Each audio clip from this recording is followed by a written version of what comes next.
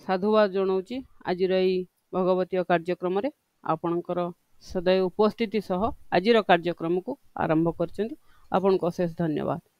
मु अनुरोध करी वर्तमान सभापतित्व अभिव्यक्ति प्रदान करने पाई आमर परिवार रो सभापति श्रीयुक्त देवेंद्र कुमार नायक भाई को अनुरोध करी से तांकर संक्षेप अभिव्यक्ति प्रदान करेंगे। स्वागत भाई आप। हाँ समस्त को साहित्यिक कविबंधु परिवार तरफ सारस्वत प्रणाम नमस्कार।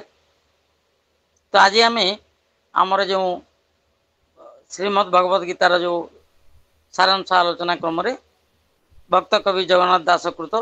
श्रीमद् भागवत महापुराण अंतर्गत श्रीमद् भगवतीय दिव्य सत्संग क्रम तृतीय स्कंद द्वाविंश और त्रयोविंश अध्यायर सारांश आलोचना आज रही। तो आज पवित्र संध्यारे आम गण में उपस्थित अनुष्ठान संपादिका तथा परिचालना दायित्व अनुष्ठान संपादिका श्रीमती प्रणति महापात्र महोदय, अर्जुन कुमार सामल महोदय, आम अनुष्ठान कार्यकारी सभापति प्रफुल्ल कुमार दास महोदय, अनुपमा नाथ शर्मा महोदय तथा आज यही कार्यक्रम सहित जड़ित आमर पंडित श्रीयुक्त पद्मनाभ पाणिग्राही महोदय, रीता अपराजिता महांती महोदय, वैज्ञानिक अरुण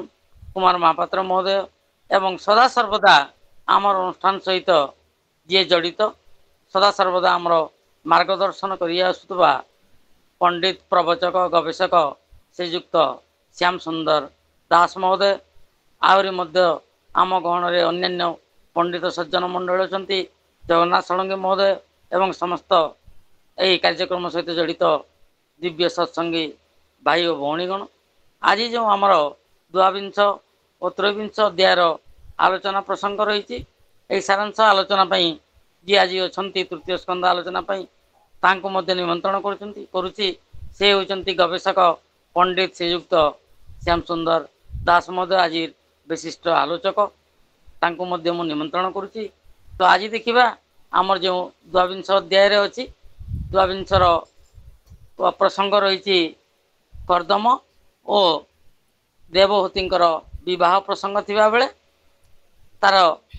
परवर्ती अध्याय त्रयोविंश अध्याय रही कर्दम और देवहूति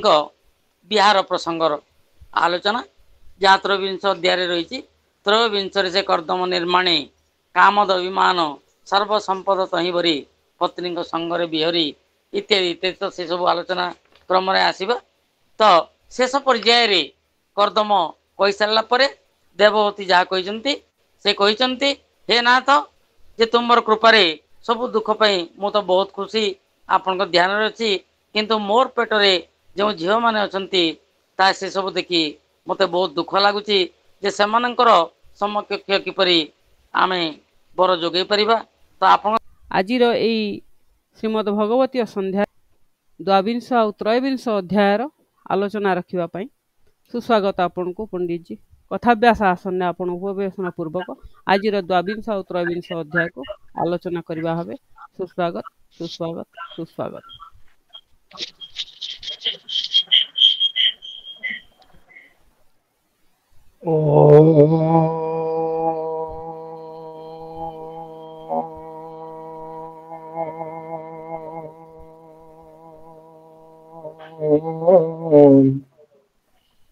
नमो भगवते वासुदेवाय।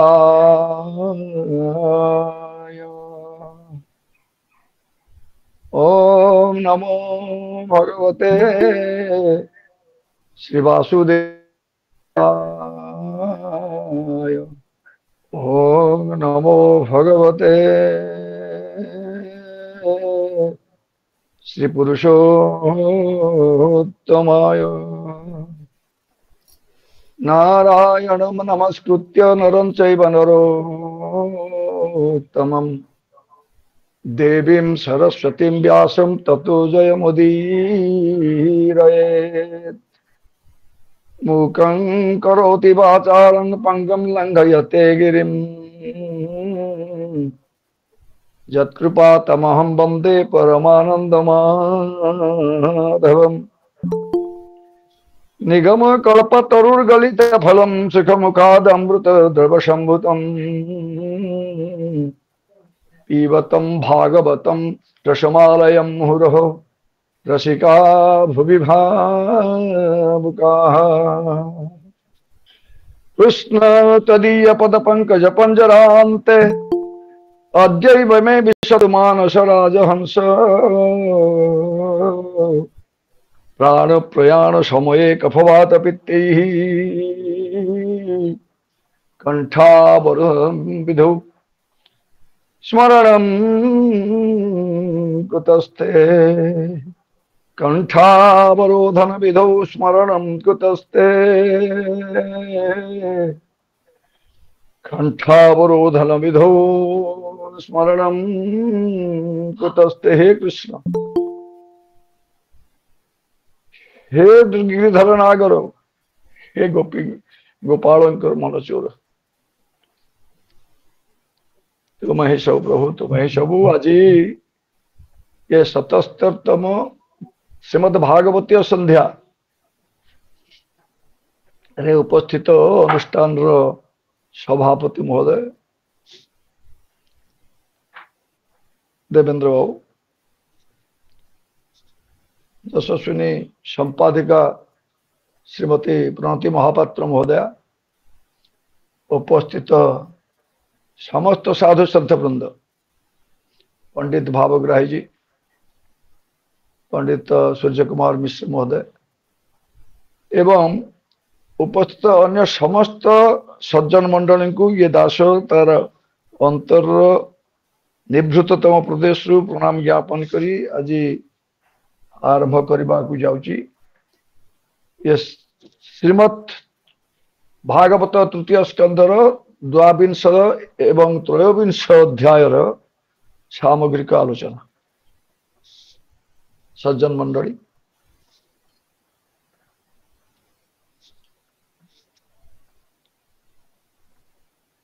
आमे समस्ते गत सप्ताह दी दिन बुधवार एवं गुरुवार दी दिन शुणी सारी, विशेष करी गुरुवार दिन ये तृतीय स्कंध विंश एवं एकविंश अध्यायर सामग्रिक आलोचना रे आमे बहुत कथा जानिचे। सृष्टि तत्व संपर्कित आलोचना जोटा कि मैत्रेय को विदुर पचारि थिले एवं तार उत्तर कहवा को जाइकिरी सुखदेव मुखरे परीक्षित आगे विंश अध्यायटा आलोचित हेले, जो थे कि सृष्टि तत्व सबू से बारंबार आलोचित होती। विशेष किसी कहबी ना, केवल पदुटे कहूँ सृष्टि तत्व एमती गोटाए जिनिस जोटा कि बारंबार पठन पाठन न कले भीतर को प्रवेश न कले तार भीतर को पूर्ण भाव जाई हब नहीं। आज हूँ श्वेतवराह कल्पर ब्रह्मांकर पूर्व परार्ध अतिक्रांत हो सारी आयुषर अपर परार्ध आरंभ होकर कलिजुगर 5200 पाखापाखि वर्ष अतिक्रांत होती। जय जगन्नाथ। एवं से जो कथा आज ये विचार होती ये अति बड़ी जगन्नाथ दास जहांकर कि संबंध रे वाग्मी कवि विज्ञ प्राज्ञ चंद्रशेखर दास महोदय परवर्ती समय आम आगे उपस्थापन करेंगे। मु पदुटे मात्र से ही जगन्नाथ दास शंकर चरण कमल मोर भक्ति पुष्पांजलि अर्पण पूर्वक गोटे कथा कहूँ। आज हूँ राधाष्टमी, जो राधाष्टमी रे कि 1400 किए कहूँ 47 किए कहते 90 किए कहते 92 से दिन एमती राधाष्टमी रे ये धरावतरण करथिले अति बड़ी जगन्नाथ दास एवं भगवान श्रीकृष्णकर वांग्मय स्वरूप को भगवान व्यासंकर रचनारू तार अनुवाद भाव अनुवाद जहाँ किसी कहतु करी आम मान समक्ष घरे घरे पुरे पुरे आज श्रीमद भागवत महापुराण टाक ये आणिकी अर्पण कर दयारू तांकर करुणारू तांकर कल्याणरू आमे समस्ते बसिक श्रीमद भागवत आलोचना करुचे जार कणिका करुणार कणिका टे यही साहित्यिक कवि बंधु परिवार बालेश्वर को मिली निश्चित भाव में नहले श्रीमद भागवत महापुराण तृतीय स्कंदर आज थरे संपूर्ण होकर पुणी आज 22 और 23तम अध्याय टाकू सामग्रिक आलोचना करिवार जो मिली आमको सुजोग सेटा मिली न था से ही महात्मा से अति बड़ी जगन्नाथ दास मु पढ़ुली सी श्री चैतन्य महाप्रभु को कहते जे स्वयं जगन्नाथ होचंती मां राधा रानी स्मित हास्यरु उद्भूत एवं श्री चैतन्य ठाकुर सी होचंती भगवान श्रीकृष्ण स्मित हास्यरु उद्भूत एवं जेते बेले जगन्नाथ एवं श्री चैतन्य परस्पर मिलन है सत्य जमी राधाकृष्ण मिलन कि बोलिक प्रतिभात हो संबंध में बहुत कथा अच्छी जोटा कि प्रवाचक आमर भाई डॉक्टर चंद्रशेखर दास महोदय आसिक कहे तेणु से मोर निकट में मोर हृदय भक्ति पुष्पांजलि अर्पण करुच्ची एवं वर्तमान आजिकार सामग्रिक आलोचना को कहती सृष्टि तत्व कथा सृष्टिटा महाप्रलय जो आत्यांतिक प्रलय रे प्रथम आरंभ होईची भगवान विष्णु द्वारा केवल थरे मात्र परवर्ती समय रे श्रीमद भागवत लेखा ही परवर्ती से जिते बड़े प्रथम महाप्रलय सृष्टि निये कले भगवान महत आदि अहंकार इत्यादि सबू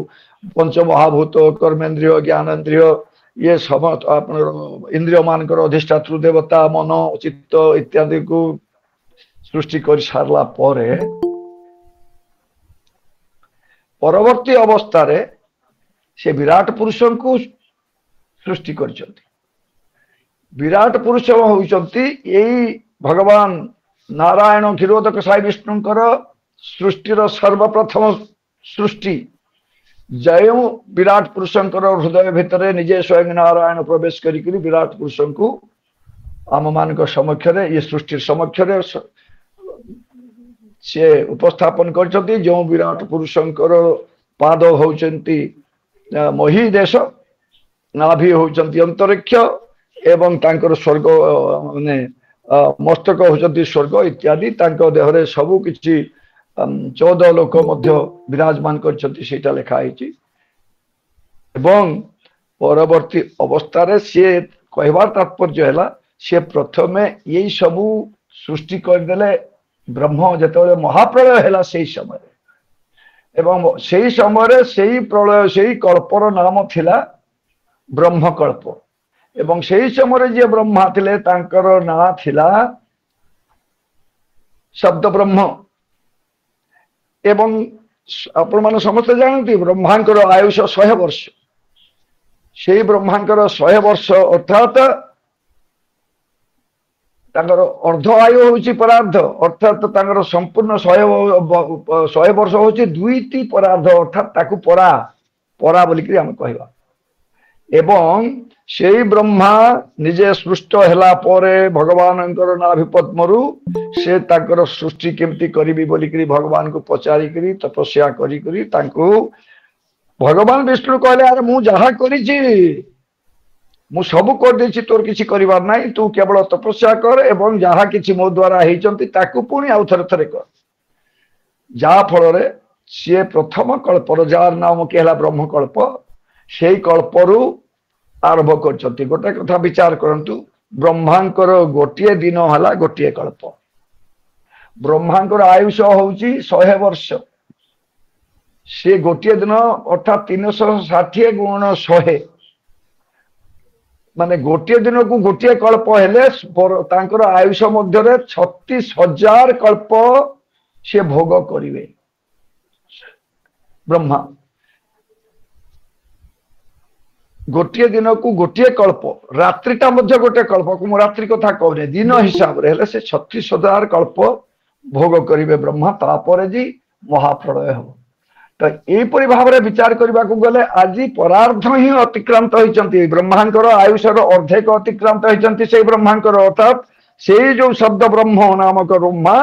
तांकर वर्तमान सृष्टि सर्जना चली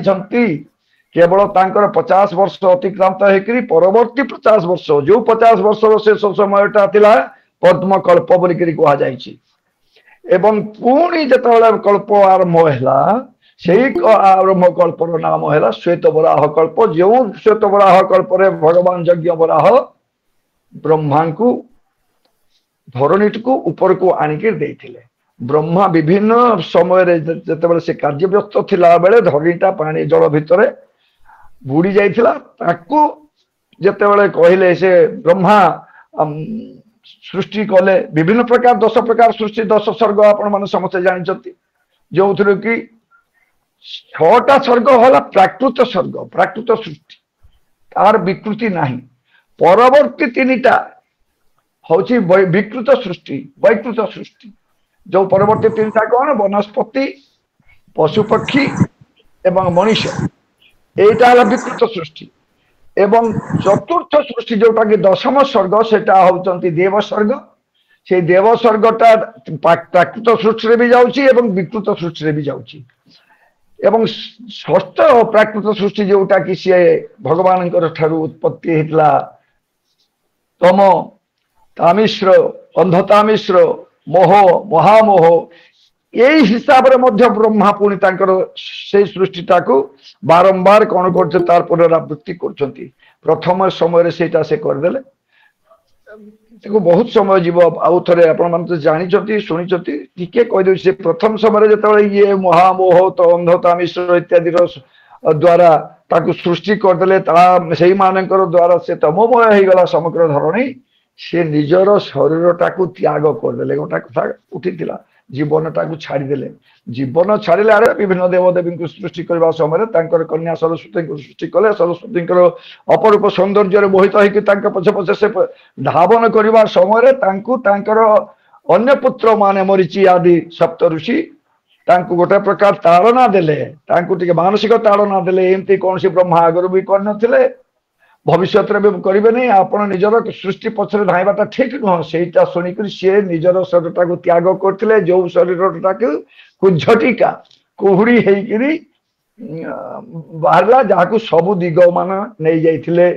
एमती भाव में आप ब्रह्मा 5 थर मु जानिबारे 5 थर देह त्याग कर कौ समय संध्या होती केतबेले रजनी होती केतबेले चंद्रिका चंद्र किरण होती केतबेले सुंदर शरीर धारण कर एहीपरि भाव में सी विभिन्न सृष्टि करछंती देवता मान को सृष्टि करछंती यक्ष रक्षक को सृष्टि करछंती असुर मान को जानु देश सृष्टि करछंती आपणकर अंतर्ध्यान केतेबेले हेकरी सिद्ध गंधर्व मान को विद्याधर मान को सृष्टि करके तांको सेटा देछंती आ परिशेष समय जेतबेले शरीरटा को त्याग करिकरी बड़ अतर्कित भाव में पढ़ाऊे से समय बाल किसी झड़गला जो थे कि साप मान भी सृष्टि होती इत्यादि इत्यादि बहुत करा आम 20 अध्याय पढ़ी तो तापर ब्रह्मा ये सबू देखिक निजे संतुष्ट हो न पारिक मनु एवं शतरूपा को सृष्टि कले जो माने कि ब्रह्मांकर सृष्टिर प्रथम पतिपत्नी दंपत्ति जो माने कि ब्रह्मांक सृष्टि प्रथम मैथुन क्रिया करी सृष्टि करने आदेश है ब्रह्मा को जाकरी मनु पचारे हे भगवान आम कौन आदेश अच्छी ब्रह्मा प्रीत होकर कहले तुम जाओ सृष्टि रचना कर से सृष्टि रचना करने जिते बड़े गले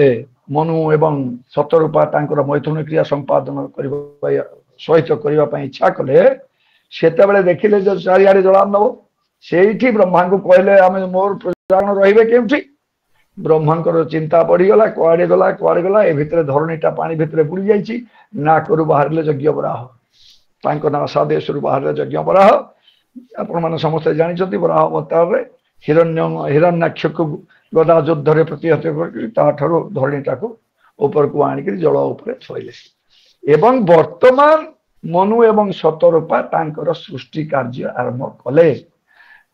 मनु एवं शतरूपा सृष्टि कार्य आरंभ मनु होउचंती भगवान 24 अवतार मध्यरु गोटे तांकर भगवान विष्णुंकर जो 24 अवतार भागवत रे वर्णित होइकरी अछंती 22-24 सेही भितरु गोटे अवतार होउचंती स्वयंभुव मनु से होचंती अजौनी संभूत ब्रह्मांकर देहरु जात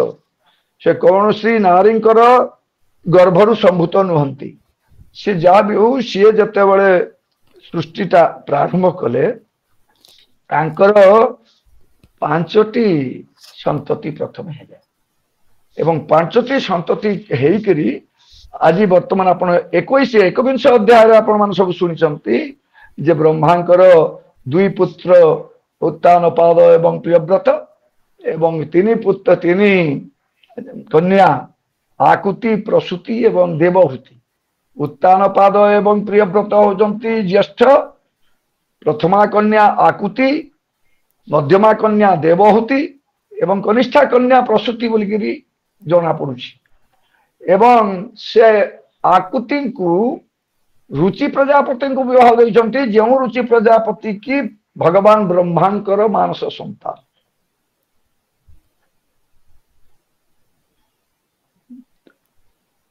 प्रसूति कन्या को परवर्ती अवस्था से देइछंती जोटा कि आम पर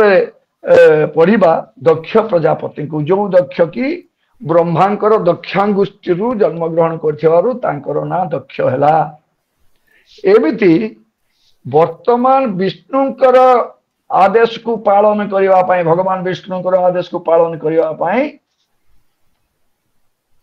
मनु एवं शतरूपा देवहूति नामक तांकर अपरा कन्या को कर्दम ऋषि जो कर्दम की भगवान ब्रह्मांकर छायारु उद्भूत से कर्दम को जी की प्रत्येक प्रकार विद्या तप शौच पवित्रता रे भरपूर से ही कर्दम मुनि जे कि तपस्या रत तांको जते बेले जन्म देले ब्रह्मा कर्दम पचारे कौन करी तमें जाओ सृष्टि रचना कर तो कर्दम कहले सृष्टि केमती रचना करी ना मैथुन क्रिया तुम सृष्टि रचना कर तपस्या कर जाओ आग तो से 10,000 वर्ष पर्यंत तपस्या करछंती कर्दम एवं तांकर 10,000 वर्ष तपस्या प्रीत होकर भगवान विष्णु आसिक दर्शन देइछंती कर्दम भगवान विष्णु जेते बेले 21 अध्याय दर्शन देइछंती देखिछंती जे कर्दम संपूर्ण भाव 10,000 वर्ष तपस्या करी हीणांग हो चक्षु गुड़ाक कोटर भीतर पशि जा चक्षुर भगवान विष्णु को देखला कि अनाबिल गति चक्षुर प्रेमाश्रु बहुची भगवान विष्णु यह देखिकी भक्तर आतुरता भक्तर कातरता भक्तर प्रेमाश्रु भगवान विदग्ध ही जाती विगलित ही जाती कर्दमंकर चक्षुर अश्रु भगवान विष्णुंकर चक्षुरु अश्रु निर्गत कर पकेला एक कथा भागवत नामक पुस्तक अच्छी जे कर्दम मुनि आखिरु एते अश्रु बहिला जे से अश्रु बिंदु पड़िक बिंदु सरोवर होगा नाई ना सेटा नु भागवत रे स्पष्ट भाव लिखा है 21 अध्याय रे जे भगवान विष्णु कर्दम को देखिक निजे अश्रु जल अश्रु चक्षुरु अश्रु निर्गत होगा एवं भगवान विष्णुंकर अश्रु बिंदु रु केते टोपा पड़गला सरस्वती नदी उपरे जोटा कि बिंदु स्वरटा को सृष्टि कला जहा कि पवित्र तीर्थ क्षेत्र मान्यता लाभ करे 21 अध्याय लिखा है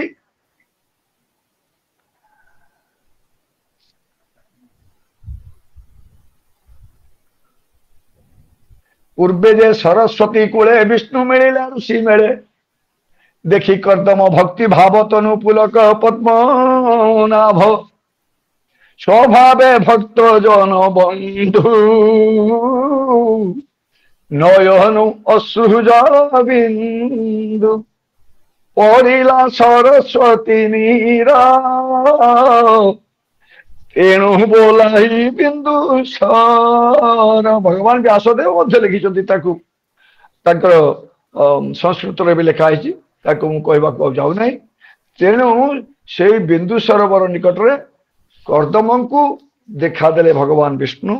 କହିଲେ ତୁମ ଭଳିଆ ଭକ୍ତ ମୋର ଅନନ୍ୟ ଭକ୍ତ କେହି ନାହାନ୍ତି ତୁମେ ଯେଉଁ ଇଚ୍ଛା କରିକିରି ଏଇଠି ଦୀର୍ଘ ବର୍ଷ ଧରିକିରି ତପସ୍ୟାରେ ରତ ତୁମର ସେଇ ଇଚ୍ଛା ଆଜି ପୂର୍ଣ୍ଣ ହେବା ପାଇଁ ଯାଉଛି। ଭଗବାନ ଅନ୍ତର୍ଯ୍ୟାମୀ ସିଏ କଣ କାହାର କଥା ନ ଜାଣନ୍ତି ସେମିତି କିଛି କଥା ନୁହଁ। ସେ କର୍ଦ୍ଦମଙ୍କର ମନର କଥା ଜାଣିଲେ କର୍ଦ୍ଦମ କଣ ଚାହୁଁଥିଲେ ମତେ ଏମିତି ଏକ ଭାର୍ଯ୍ୟା ମିଳୁ ଯିଏକି ଭାର୍ଯ୍ୟାର ଧର୍ମ ରକ୍ଷା କରିବ ପତିର ଧର୍ମ ରକ୍ଷା କରିବ ଜଗତ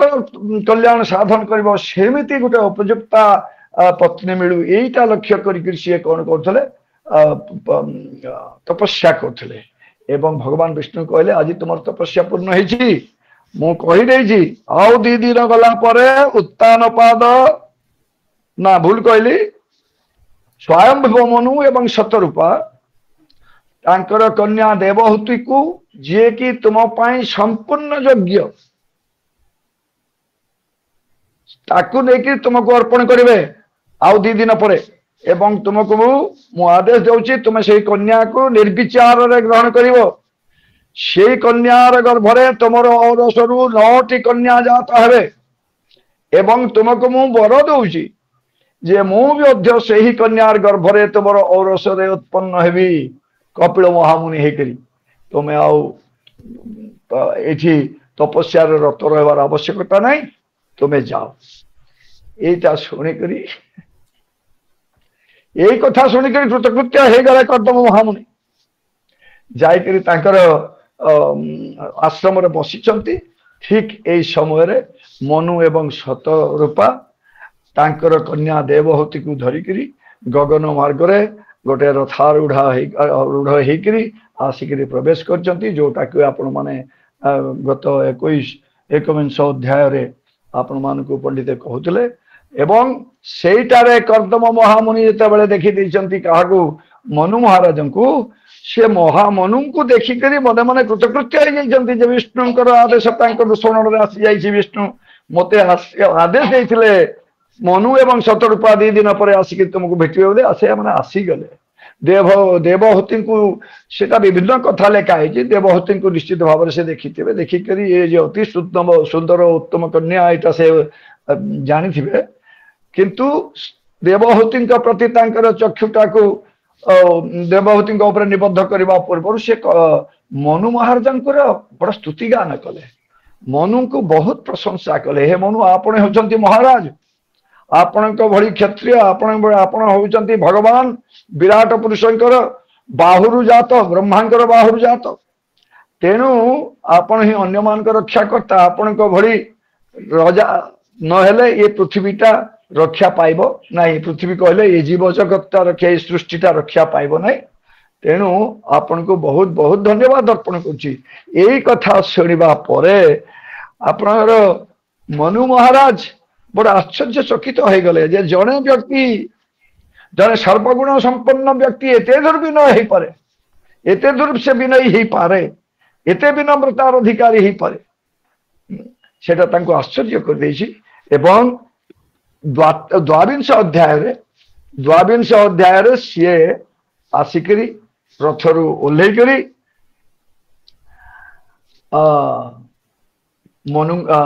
କର୍ଦ୍ଦମଙ୍କ ସମକ୍ଷରେ ଉପସ୍ଥିତ ହେଇଛନ୍ତି ଯାହାକି ଆଜି ଜଗନ୍ନାଥ ଦାସ ଲେଖିଲେ ଦ୍ୱାବିଂଶେ ମେ ମନୁ ବିଷ୍ଣୁ ବୋଲେ କର୍ଦ୍ଦମେ କନ୍ୟା ସମର୍ପିଲେ ମୈତ୍ରେୟ ଉବାଚ ଏମନ୍ତେ ରାଜା ଗୁଣଗ୍ରାମ ଆନନ୍ଦେ ବଲିଲେ କର୍ଦ୍ଦମ ଶୁଣିଣ ଆପଣା ସୁଖ୍ୟାତି ଲଜ୍ଜିତ ହୋଇଲେ ଭୂପତି ବୋଇଲେ ମନି ମୁଖ ଚାହିଁ ଶୁଣ କର୍ଦ୍ଦମ ଦୟା ବହି। କର୍ଦ୍ଦମ ମହର୍ଷି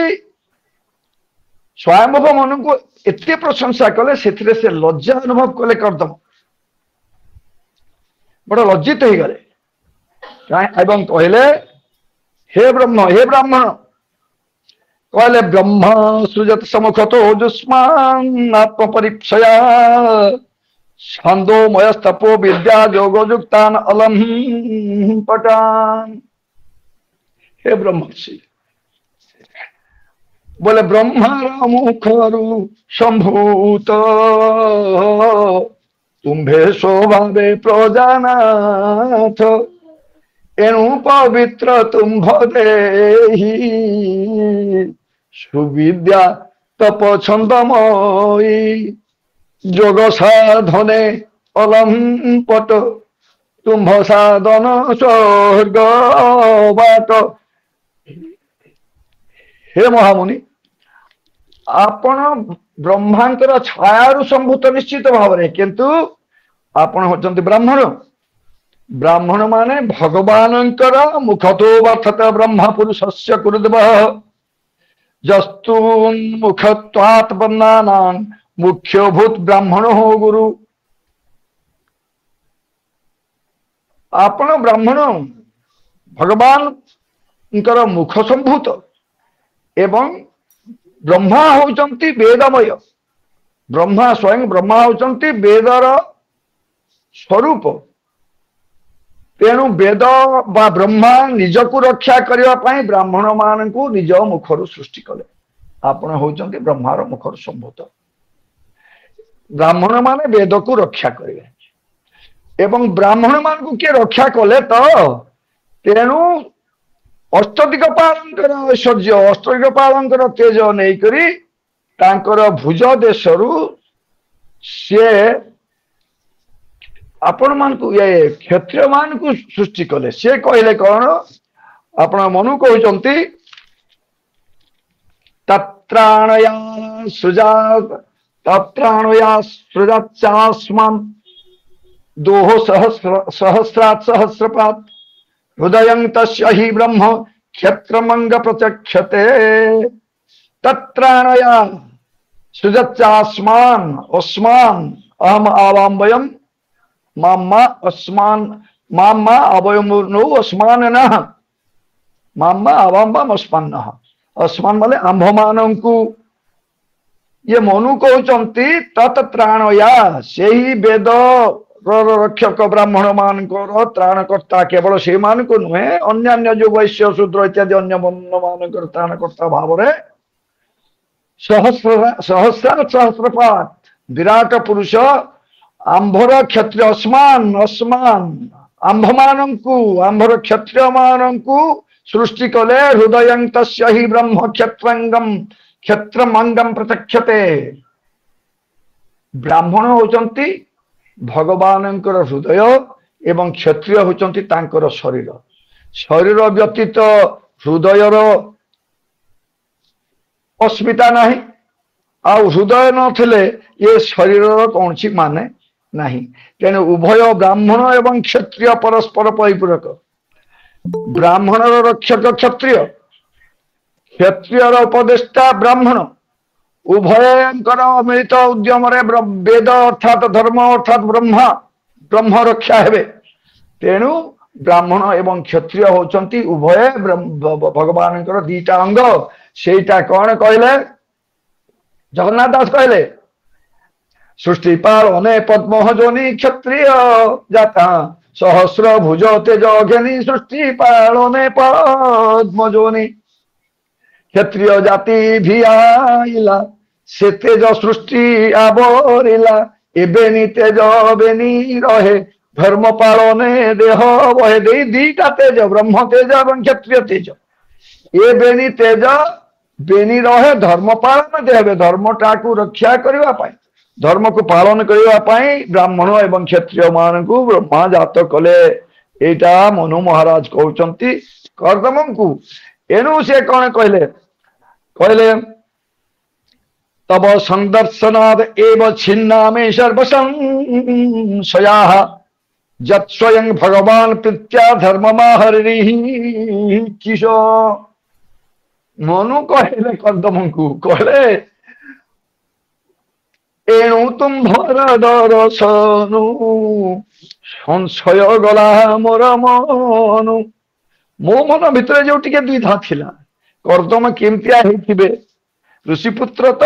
ତପସ୍ୟା କରି ତାଙ୍କର କଣ ସବୁ ସେ ପାଇଥିବେ, ସିଦ୍ଧି ରିଦ୍ଧି ନିଧି କଣ ସବୁ ପାଇଥିବେ, ଏ ବିଷୟରେ ମୁଁ ଟିକେ ମନ ମଧ୍ୟରେ ଯଦିଓ ମତେ ଆଦେଶ ମିଳିଥିଲା, ତଥାପି ମୋର ଭିତରେ ଟିକେ ସଂଶୟ ଥିଲା। ଆପଣଙ୍କୁ ଦେଖିକରି ମୋ ମନ ମଧ୍ୟରୁ ସବୁ କିଛି ଛିନ୍ନ ଦ୍ୱିଧା, ବର୍ତ୍ତମାନ ଆଉ ମୋ ମନରେ କୌଣସି ପ୍ରକାର ଦ୍ୱିଧା ନାହିଁ। ଆପଣଙ୍କୁ ମୁଁ ଆସିକିରି ଭେଟୁଛି, ତାର କାରଣଟା କଣ? ଯେଣୁ ଅନେକ ଭାଗ୍ୟ ମୋର ଦେଖିଲି ତୁମ୍ଭର ଶରୀର ପ୍ରାକୃତ ଜନମାନଙ୍କର ଯେ ରୂପଟେ ଅଗୋଚର। ପ୍ରାକୃତ ଜନ ଏଇ ସାଧାରଣ ଲୋକ, ସାଧାରଣ ଜନ ସମାଜ ମାନଙ୍କୁ ଯେଉଁ ଶରୀର ସମ୍ପୂର୍ଣ୍ଣ ଭାବରେ ମିଳିବାର ପ୍ରଶ୍ନ ନାହିଁ, ସେଇ ଶରୀର ଆପଣ ପ୍ରାପ୍ତ ହେଇଛନ୍ତି। ଆପଣଙ୍କୁ ଦେଖିକିରି ମୁଁ କୃତକୃତ୍ୟ ହେଇଯାଉଛି, ମୋର ଅହୋଭାଗ୍ୟ ବୋଲିକି କହିଲେ। ଏବଂ ପରବର୍ତ୍ତୀ ଅବସ୍ଥାରେ କହିଲେ, ଦେଖନ୍ତୁ ଇଏ ମୋ ସହିତ ଯୋଉ ମୋ ଝିଅ ଅଛି, ଆପଣ ମୋର ଦିଟା ପୁଅ ଅଛନ୍ତି, ପ୍ରିୟବ୍ରତୋତ୍ତାନ ପାଦ ସ୍ୱସ୍ୟେୟଂ ଦୁହିତା ମମ ଅନ୍ୱିଚ୍ଛତି ପତିଯୁକ୍ତଂ ବୟଃ ଶୀଳ ଗୁଣାଦିଭିଃ। ହେ କର୍ଦ୍ଦମ, ମୋର ଉତ୍ତାନ ପାଦ ଏବଂ ପ୍ରିୟବ୍ରତ ନାମକ ଦିଟା ପୁତ୍ର ଅଛନ୍ତି, ଜ୍ୟେଷ୍ଠ ପୁତ୍ର ଅଛନ୍ତି। ତାଙ୍କର ଭଗିନୀ ହେଉଛନ୍ତି ଇଏ ମୋର ଦୁହିତା ଦେବହୂତି, ଯିଏକି ଅନ୍ୱିଚ୍ଛତି ପତିଯୁକ୍ତଂ ବୟଃ ଶୀଳ ଗୁଣାଦିଭିଃ। ସେ ଯେତେ ପ୍ରକାର ଗୁଣ ଅଛି, ଯେତେ ପ୍ରକାର ଶୀଳ ଅଛି, ଯେତେ ପ୍ରକାର ଉତ୍ତମ ଚରିତ୍ର ଅଛି, ସେଇଥିରେ ସେ ଭରପୁର। ସେ ସାଧାରଣ ଭଳିଆ ସାଧାରଣ କନ୍ୟା ନୁହେଁ।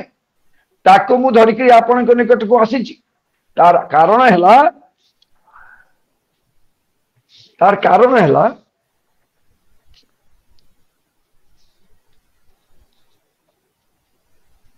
ତୁମ୍ଭର ବ୍ରହ୍ମଚର୍ଯ୍ୟ ବ୍ରତ ଅବଧି ହେଲା ସମାପତ। ଏବେ ତୁ ଗୃହ ମେଧି ଧର୍ମ ସଫଳ କର ସଫଳ ଏ ଉଦ୍ୟମ।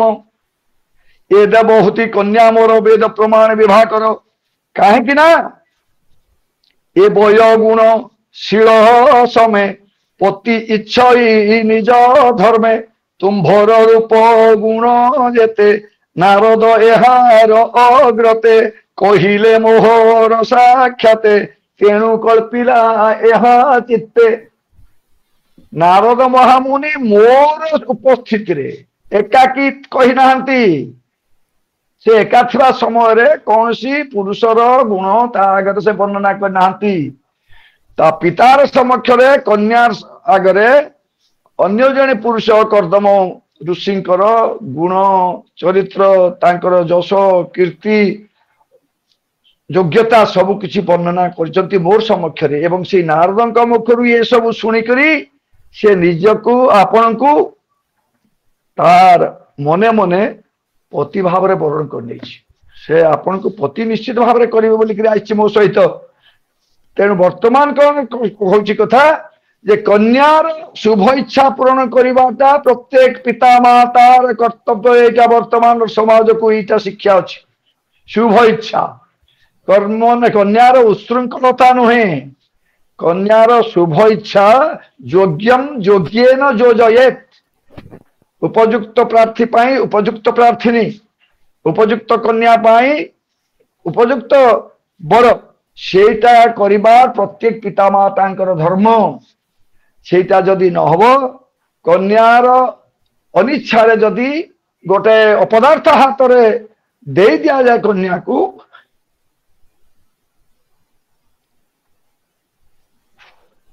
ତାହେଲେ ସେହି ପିତାମାତା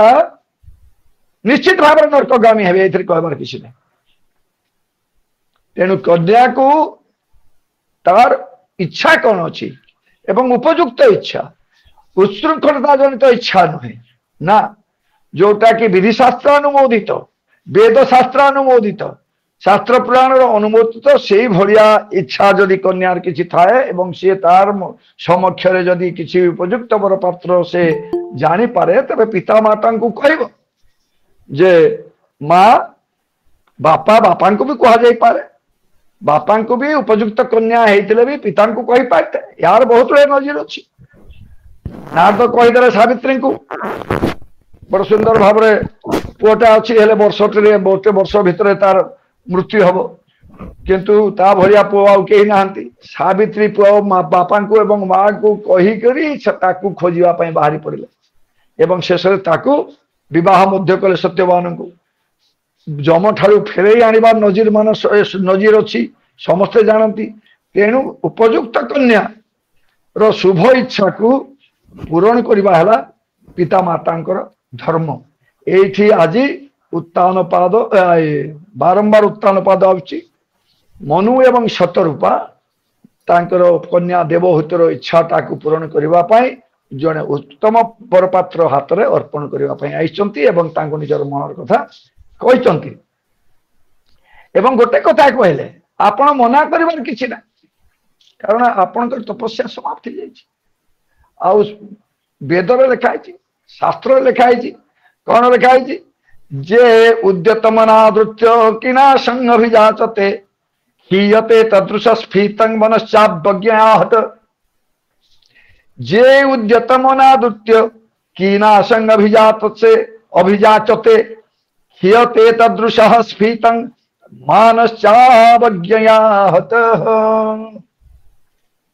मनीष को जदि उत्तम वस्तु आपे आपे मिल जाए सेटा से अपज्ञा करवा उचित नुहे हतादर करवा उचित नुहे आपणकर तपस्या समाप्त होती आपणकर ब्रह्मचर्य व्रत समाप्त होती वर्तमान उद्यत ही काम से प्रतिपादन न शस्यते अपि निर्मुक्त संघर्ष काम रक्त किं पुनः शास्त्र लिखा है जदि कौन सी उत्तम भोग वस्तु आपे आपे विधि युक्त भाव विधि अनुसार निज पाखे पहुंचे ताहले विरक्त वैरागी मान को ग्रहण करवा उचित ये साधारण लोक को पचारे किए से पचारे ये कहले अपि निर्मुक्त संघर्ष काम रक्त किं पुनः जो माने निर्मुक्त संघ से माने हतादर करवा उचित नुहे मो कन्या को मुझे धरी आनी मो बाप हो तार इच्छा भी अच्छी मोर इच्छा अच्छी मो स्त्री साथी अच्छा आपण होचंत उपयुक्त बरपात्र आपण को आम देवाई आईचु आप ब्रह्मचर्य व्रत समाप्त हो सारी तेणु या ग्रहण कर कौन बाधा नहीं एवं जदि आपण या मना करेंगे ताले कौन हम जे उद्यतम अनादृत्य उद्यतन अनादृत्य जे मिलुवा जिनस को पादरे गोड़े आड़े दिए एकदम पर आवश्यकता अनुजाई क्या पाखे जाकर हाथ पथाए पथाए ता भलिया मूढ़ आ दुनिया रे केही नहांती खीयते तदृश स्फीतम मानश्चावज्ञयाहत तार से अपमान निश्चित भाव हम तेणु आपण गोटे अनुरोध कर मो झीर पानी ग्रहण करंतु आओ ये पंडित चंद्रशेखर महाभाग को प्रणाम जनाऊँ तेणु कर्दम कहले भार्या क्या पुत्रार्थ क्रियते भार्या पुत्रार्थ क्रियते भार्या अरे पतनाद त्रायते इति पत्नी निश्चित भाव रे मते भगवान विष्णु आगु कही सारी मुझे ग्रहण न कर प्रश्न नहीं निश्चय करी तार कारण आपण निजे आनी मैत्र कहले एटा जिते केवल गोटे शर्त मोर अच्छी बोलिक कहले करदम कि शर्त आपणकर ये जो अति सुंदरी झी अति गुणवती अति सुशीला झी या विवाह करी किंतु गोटे शर्तटा कौन मुते बड़ पर्यंत गोटे सुपुत्र दे ना गोटे पुत्र संतान यार गर्भरु जात करे नाही सेते बड़ पर्यंत मु ता सहित पति पत्नी भाव में संसार बांधी थी जो मुहूर्त गर्भरे मु उपयुक्त संतान टे देदेवी पुत्र संतान गोटे मात्र पुत्र संतान देदेवी सेते बेले मु निश्चित भाव में वानप्रस्थ चलजी एटा आपण बोध मना करेंगे ना आपण झील मध्य तार दुरुक्ति रही ता कारण मु देखुची आपण झील जने सुशीला जने सुगुणवती तेणु तार अन्यथा कर किसी ना कारण पतिर इच्छा हूँ पत्नी इच्छा पतिर शुभ इच्छा को पालन करने ସୁଯୋଗ ପ୍ରଦାନ କରିବାଟା ହେଲା ପତ୍ନୀର ଧର୍ମ। ସା ଭାର୍ଯ୍ୟା ଯା ଗୃହେ ଦକ୍ଷା, ସା ଭାର୍ଯ୍ୟା ଯା ପତିବ୍ରତା, ସା ଭାର୍ଯ୍ୟା ଯା ପତି ପ୍ରାଣା, ସା ଭାର୍ଯ୍ୟା ଯା ପ୍ରଜାପତି। ତେଣୁ ମୁଁ ତାର ସବୁ କିଛି ଆବଶ୍ୟକତା ପୂରଣ କରିବି, କିନ୍ତୁ ଯେଉଁ ମୁହୂର୍ତ୍ତରେ ପୁତ୍ରଟିଏ ହେଇଯିବ ସେହି ମୁହୂର୍ତ୍ତରେ ମୁଁ ବିଦାୟ ନେଇକି ଯିବି। ଏଇଟା ଆପଣ ମୋଟା ଗ୍ରହଣ କରିବା ପାଇଁ ମୁଁ ଅନୁରୋଧ କରୁଛି କହିଲେ ମନୁଙ୍କୁ। ମନୁଙ୍କ ମନ ଦୁଃଖ ହେଇଥିବ ନିଶ୍ଚିତ ଭାବରେ, କାରଣ ସେ ଚାହାନ୍ତି ଉପଯୁକ୍ତ। ଏଇଥିରେ ଗୋଟାଏ କଥା ଦେଖନ୍ତୁ, ବଡ କଷ୍ଟର କଥା। ଆପଣ ଉତ୍ତମ ସ୍ୱାମୀ ପାଇଲେ ବି ଦୁଃଖ ଅଛି, ଏବଂ ଅପଦାର୍ଥ ସ୍ୱାମୀ ପାଇଲେ ବି ଦୁଃଖ ଅଛି। ତେଣୁ ଏ ବିଷୟ ଜଞ୍ଜାଳରେ ନିଶ୍ଚିତ ଭାବରେ ଦୁଃଖ ଅଛି। ଅପଦାର୍ଥ ସ୍ୱାମୀ ତ ଜୀବନ ଥିଲା ପର୍ଯ୍ୟନ୍ତ ଆପଣଙ୍କୁ ଦୁଃଖ ଦେବ, ଏଇଟାରେ କହିବାର କିଛି ନାହିଁ। କିନ୍ତୁ ଉତ୍ତମ ସ୍ୱାମୀ କର୍ଦମଙ୍କ ଭଳିଆ ସ୍ୱାମୀ ପ୍ରାପ୍ତ ହେଲେ ଯଦି ଆପଣଙ୍କୁ ଗୋଟେ ମାତ୍ର ପୁତ୍ର ସନ୍ତାନ ଦେଇକରି ଘର ଛାଡିକିରି ପଳେଇ ଯିବ ବୋଲେ ତାର ଯୋଉ ନିସଙ୍ଗତା ଦୁଃଖ, ତାକୁ କିଏ ସହିବ? ସେଇଟା ବି ଦୁଃଖ। କିନ୍ତୁ କଣ କରାଯିବ, ପତ୍ନୀକୁ ପତିର କଥାଟାକୁ ଗ୍ରହଣ କରିବାକୁ ପଡିବ। ତ ସେଇଆ ହେଲା ଶେଷରେ, ତୁମ୍ଭ ବଚନ ମାନ୍ୟ ମୋର যে ভাবে জন উপকার, এমন্ত বিষ্ণু অনুমতি ତୁମ୍ଭଙ୍କୁ କହିଲି ସମ୍ପ୍ରତି। କର୍ଦମ କହିଲେ ମନୁଙ୍କୁ ଯେ ଆପଣ ଯାହା କହିଲେ ମୁଁ ତାକୁ ଗ୍ରହଣ କଲି, ଆପଣଙ୍କର କନ୍ୟାକୁ ମୁଁ ବର୍ତ୍ତମାନ ବିବାହ କରିବି। କରିବା ପାଇଁ ମୋର ଦେଲି, ସ୍ୱୀକୃତି ଦେଲି। ଏବଂ ଏହାପରେ କଣ ହେଲା, ତାପରେ ଆପଣଙ୍କର ମନୁ ଏବଂ ଶତରୂପା କର୍ଦମଙ୍କୁ ପାଖରେ ଦେବହୂତିଙ୍କୁ ବିବାହ ଦେଲେ। କେମିତି ବିବାହ ଦେଲେ? ବ୍ରାହ୍ମ ବିବାହ ଦେଲେ। ବ୍ରାହ୍ମ, ଆପଣ 8 ପ୍ରକାର ବିବାହ ଅଛି, ଏଥିରେ ବିଶେଷ କିଛି ସମୟ ନେଲେ ଅସୁବିଧା ହବ। ତେଣୁ ବ୍ରାହ୍ମ ବିବାହ କଣ? ଜଣେ ଉପଯୁକ୍ତ ବରକୁ କନ୍ୟା ପିତା ଯାଇକିରି ଡାକି ଆଣିବେ ଘରକୁ, ଏବଂ ଉପଯୁକ୍ତ ଯା ନିଯୁକ୍ତ ଦେଇକିରି ନିଜ କନ୍ୟାକୁ ତା ସହିତ ବିବାହରେ ପ୍ରଦାନ କଲେ, ସେଇଥିରୁ ଜାତ ସନ୍ତାନ 21 ପୁରୁଷ ଉଦ୍ଧାର କରେ ବୋଲିକିରି କୁହାଯାଉଛି। ସେଇଟା ବ୍ରାହ୍ମ ବିବାହ। ବ୍ରାହ୍ମଣ ମାନଙ୍କର ପାଇଁ 4ଟା ବ୍ରାହ୍ମ ବିବାହ, ପ୍ରାଜପତ୍ୟ ବିବାହ, ଆର୍ଷ ବିବାହ, ଦେବ ବିବାହ, ଏଇଟା ଅଛି। ତେଣୁ ଏଇଥିରୁ ବ୍ରାହ୍ମ ବିବାହ ହେଉଛି ବ୍ରାହ୍ମଣ ମାନଙ୍କ ପାଇଁ ପ୍ରଯୁଜ୍ୟ। ସେଇଟା ଏଇଠି ସେ କଲେ। ଏଇଠି ଗୋଟେ କଥା ମୁଁ କହିବା ପାଇଁ ଭୁଲି ଯାଉଛି। ଦେଖନ୍ତୁ, ମନୁ କହିଛନ୍ତି କର୍ଦମଙ୍କୁ ଯେ ଆମକୁ କ୍ଷତ୍ରିୟ ମାନଙ୍କୁ ଭଗବାନ ଆପଣ ମାନଙ୍କର ରକ୍ଷା ନିମିତ୍ତ, ବ୍ରାହ୍ମଣ ମାନଙ୍କର ରକ୍ଷା ନିମିତ୍ତ କଣ କଲେ, ସୃଷ୍ଟି କରିଛନ୍ତି। ଅର୍ଥାତ୍ ମୁଁ କ୍ଷତ୍ରିୟ, ମୋ ଝିଅ କ୍ଷତ୍ରିୟା, ଆପଣ ବ୍ରାହ୍ମଣ, ଆପଣ ମୋ ଝିଅକୁ ଗ୍ରହଣ କରିବେ। ଏଥିରୁ କଣ ବୁଝା ପଡୁଛି? ବ୍ରାହ୍ମଣଙ୍କର 4 ବର୍ଣ୍ଣର ଅଧିକାର ଅଛି। ବ୍ରାହ୍ମଣର 4 ବର୍ଣ୍ଣରେ ଅଧିକାର ଅଛି, ମାନେ ସେ 4 ବର୍ଣ୍ଣର ଝିଅ ବିବାହ କରିପାରିବ ଯଦି ଉତ୍ତମ ଗୁଣବତୀ କନ୍ୟା ହେଇଥିବ। କିନ୍ତୁ ସେ ଗୁଣବତୀ କନ୍ୟା କଣ ସେଇଟା ଦେଖିବାକୁ ପଡିବ। ତେଣୁ ତ ଜ୍ୟୋତିର୍ବିଦ୍ୟା ଉତ୍ତମ ଗୁଣବତୀ କନ୍ୟା କି ନା ଦରକାର। ଯଦି ଶୂଦ୍ର ଘରୁ ବି ବ୍ରାହ୍ମଣ ବିବାହ କରିପାରିବ ବୋଲିକି ଅଛି, କାରଣ ବ୍ରାହ୍ମଣ ହଉଛି ସମସ୍ତ ବର୍ଣ୍ଣର ଗୁରୁ। ସେ ସମସ୍ତଙ୍କର କ୍ଷତ୍ରିୟ କନ୍ୟାକୁ କର୍ଦମ ମୁନି ଏଇଠି ଗ୍ରହଣ କଲେ। ତା ବୋଲିକି ବର୍ତ୍ତମାନ ସେଇଟାକୁ ଗ୍ରହଣ କରିକି ତାହେଲେ ଖ୍ରୀଷ୍ଟିଆନ ତାକୁ ବ୍ରାହ୍ମଣ ବିବାହ ହେଇଗଲା, କଣଟା ହେଇଗଲା, ତା ପୁଅ ସହିତ ପଳେଇଗଲା, କଣ ହେଇଗଲା? ଯଦି କିଏ କହେ ସେ ହଉଛି ବୁଢ। ସେଇଟା ହେଇପାରିବନି। ବ୍ରାହ୍ମଣ ଉପଯୁକ୍ତ କନ୍ୟା ପ୍ରାପ୍ତ ହେଲେ ତାଙ୍କର ବ୍ରାହ୍ମଣ ବରର ପିତା ମାତାଙ୍କର ଅନୁମତି ନେଇକରି ଉପଯୁକ୍ତ କନ୍ୟା ଗ୍ରହଣ କରିପାରେ। ସେଇଟା ବର୍ତ୍ତମାନ ଚାଲିଛି ଇଣ୍ଟରକାଷ୍ଟ ମ୍ୟାରେଜ, ଯୋଉଟା ବହୁତ ସ୍ଥଳରେ ଭଲ ଝିଅ ଦେଖିକିରି କରିଦଉଛନ୍ତି। କିନ୍ତୁ ଭଲ ଝିଅ କହିଲେ IAS IPS ପଇସା ବାଲି ଝିଅ ନୁହଁ। ପତ୍ନୀ ହେବା ପାଇଁ ଯୋଉ ଯୋଗ୍ୟତା ଦରକାର, ସେଇ ମନୁ, ଯୋଉ ମନୁ କି ତାଙ୍କ ଝିଅକୁ ଆଣିକି ଦଉଛନ୍ତି କାହାକୁ, ସେଇ ମନୁ ଯିଏକି ତାଙ୍କ ଝିଅକୁ ଆଣିକିରି ଦଉଛନ୍ତି କର୍ଦମଙ୍କୁ, ସିଏ କହିଲେ ତାଙ୍କର ସଂହିତାରେ ବୈବାହିକ ବିଧି ସ୍ତ୍ରୀଣାଂ ସଂସ୍କାର ବୈଦିକ ସ୍ମୃତ ପତି ସେବା ଗୁରଉ ବାସ ଗୃହାର୍ଥାଗ୍ନି ପରିକ୍ରିୟା। ବୈବାହିକ ବିଧି ସ୍ତ୍ରୀଣାଂ, ଉପଯୁକ୍ତ ବେଦ ସମ୍ମତ ଭାବରେ ବିବାହ ବିଧିରେ ଯେଉଁ ନାରୀ ଆବଦ୍ଧା ହେଲା, ସେଇଟା ହଉଛି ତାର ସଂସ୍କୃତି ପବିତ୍ର ଗ୍ରହଣ। कन्या मानकर यज्ञ पवित्र ग्रहण करिवार आवश्यकता नहीं। उपयुक्त विधि व्यवस्था रे वेद अनुमोदित भाव रे शास्त्रानुमोदित भाव रे सी जदि वैवाहिक धर्म पालन कला विवाह करिवार विधि पालन कला विवाह रे जो कथा कहतली तार कन्यार आवश्यकता कौन अच्छी प्रथमे तो धर्म रक्षा करिवो स्वामी वंश रक्षा करिवो दुहिता तार ना दुहिता दुही कुलर हिता साधन करिवो ये सबू करिवो जदि सी तेबे ताकू से ही प्रकृत कन्या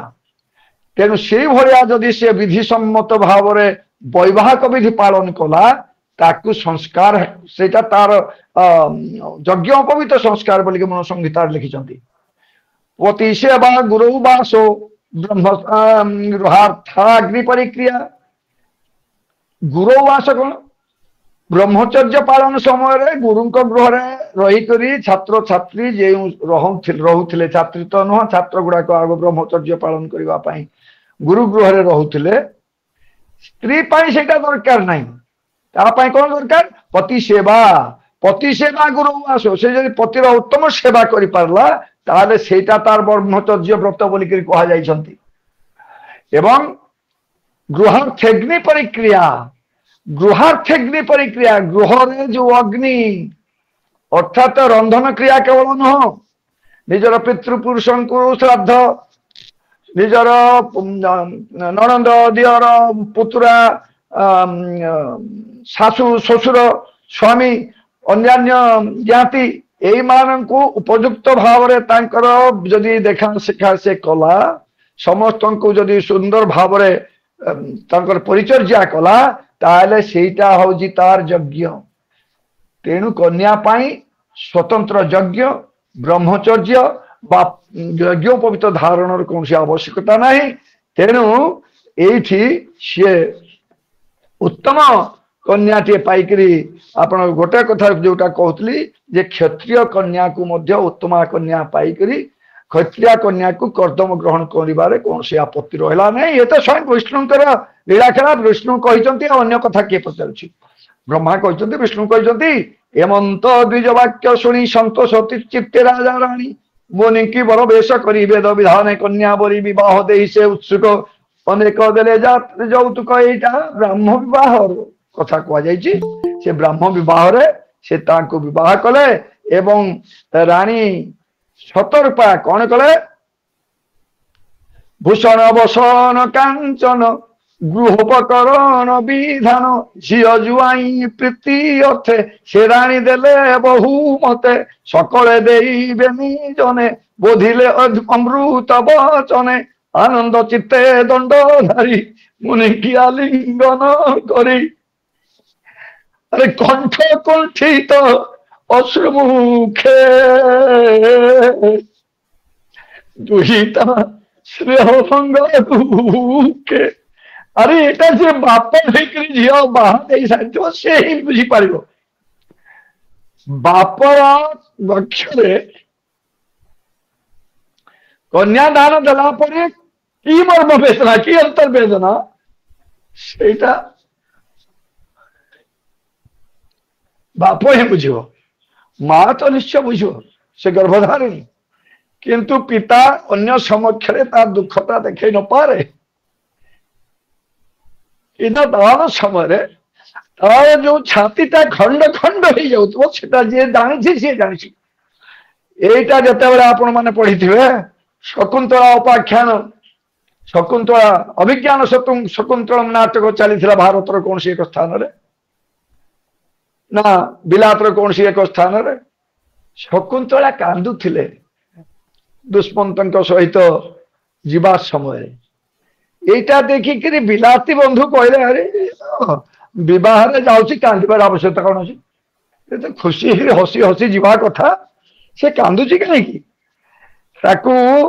जन ये भारतीय परंपरा विशेषकर उत्कलीय परंपरा उपरे जहाँ कहवा कथा कहगला एवं से स्वीकार कले तो ये भली जो परंपरा यहाँ केवल उत्कल एवं भारत में देखा मिले अन्य कोठी ये परंपरा नहीं। तेणु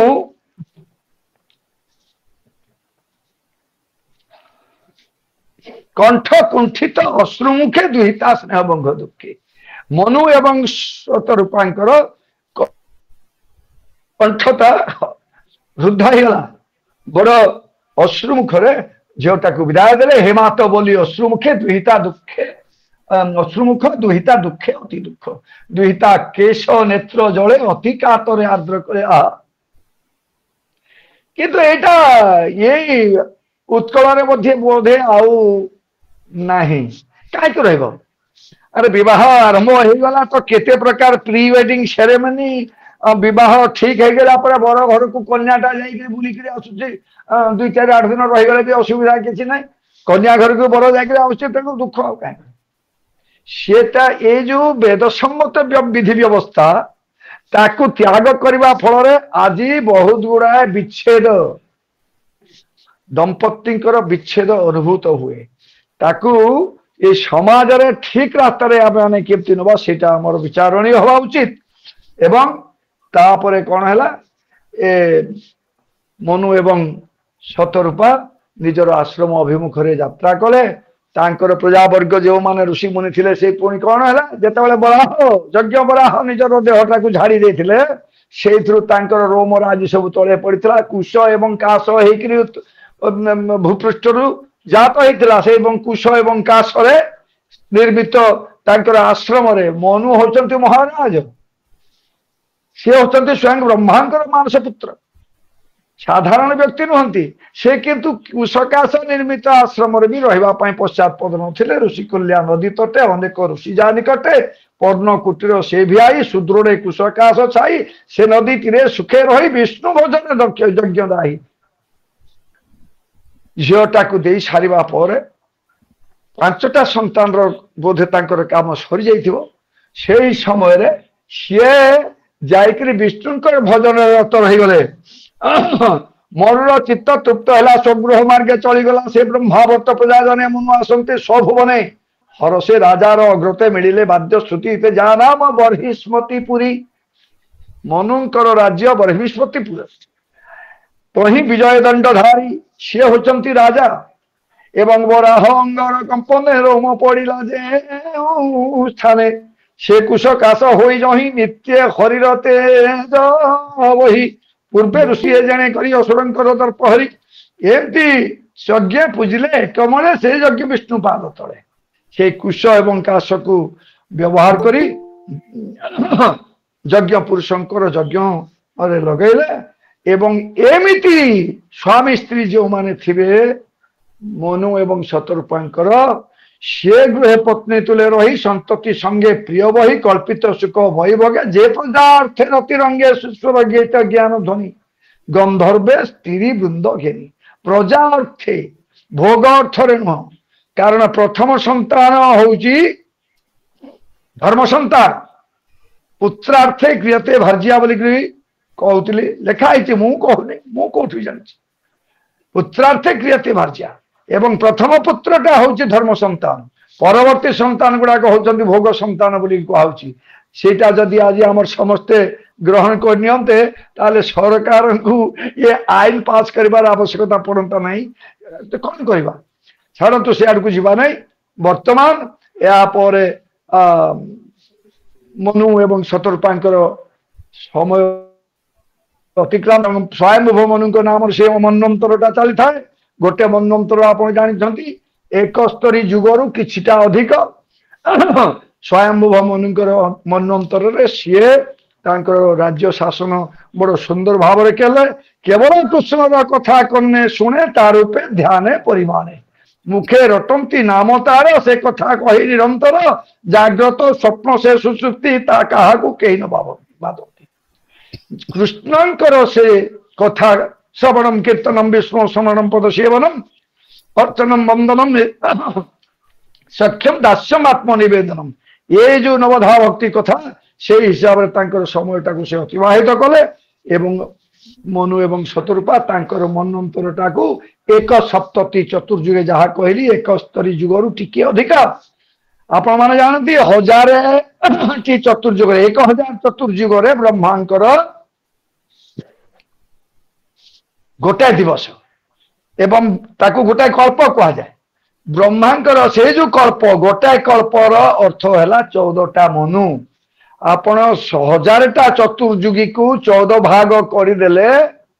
71 पड़िक टिके अधिक होची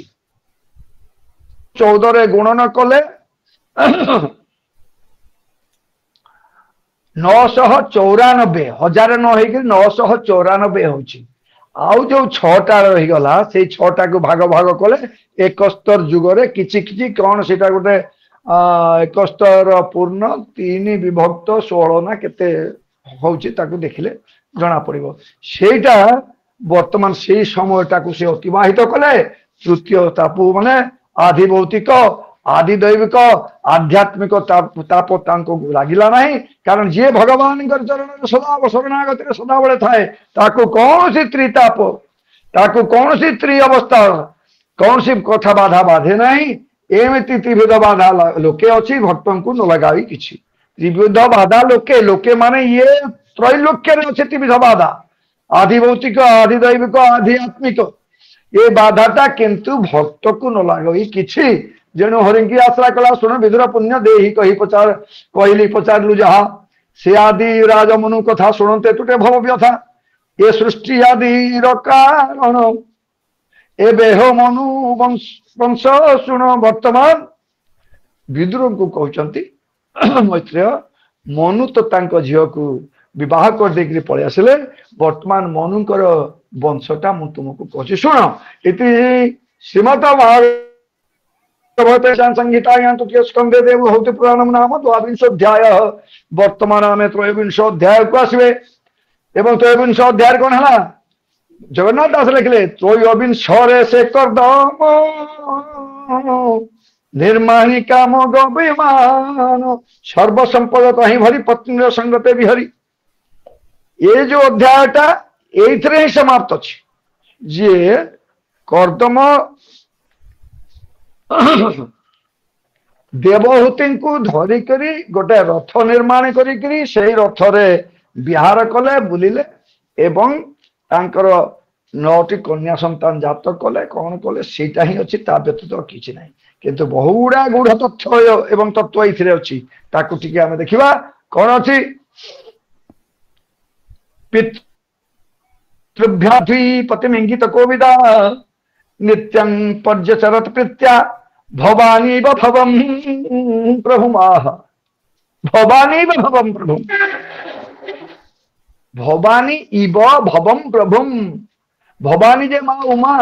भव जे होचंती भगवान शंकर शंकर को उमा जे परि भाव रे पूजा करुथिले सेई भरी एठी पितृभ्यां प्रस्थिते साध्वी पिता मातांकर प्रस्थान पर से साध्वी शिरोमणि देवहूति पतिमिंगित कोविता पतिर इंगित कोविता कोविदा कोविदा माने पंडिता पतिर इंगित पतिर इशारा पतिर संकेत रे से कोविद पास कर रत्न एबे जो आपनकर कोविद रत्न इत्यादि चली अर्थात विराट पंडिता पतिंकर मुख देखिक से जानी पार्थले जे पति कौन चाहती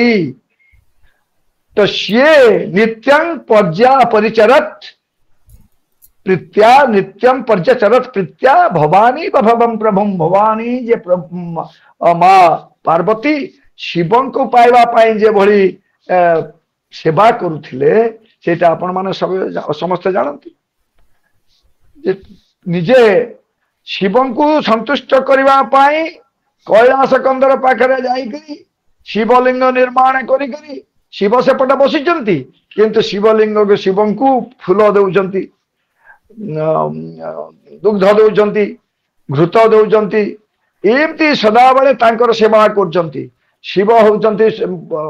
माने बसिचंती ध्यान रे एवं केते वर्ष गला तार ठिकाना नहीं 1000 वर्ष सप्तऋषि पळे आसिले अजथा कहीं लगिच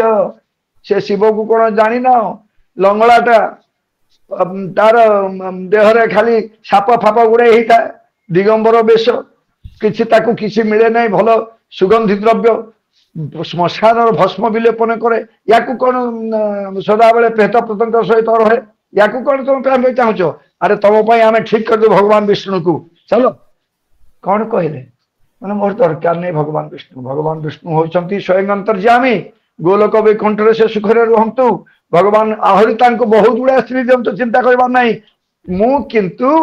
जा मन को जोटा रसे सीटा को तो किए मल्ली फूल परिवासे कि किया फूल परिवासे जा को जे रसे अरे भगवान शंकर को मोहन मध्य मु थरे मोर स्वामी बोलिक विचार कर नहीं माने जदि तांको न पाइबी एमती अनुढ़ा होकर रहीजी पछके मो मन एपट सेपट हम ना बोलिक कहबार हे होचंती भवानी शिवा उमा जहां को कि स्वयं सीता मध्य स्वयं सीता जानकी जहां को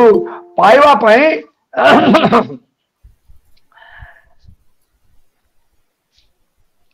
प्रणाम कले बाटिका जाइकरी जय मा जय गिरी बर राज किशोरी जय महेश मुख चंद्र किशोरी अरे महेश्वर चंद्र मुखर चकोरी मो जय महेश मुख चंद्र चकोरी जय जय गिरी बर राज किशोरी से दुर्गा को स्तव कले एवं कौन कहले तुमको पति को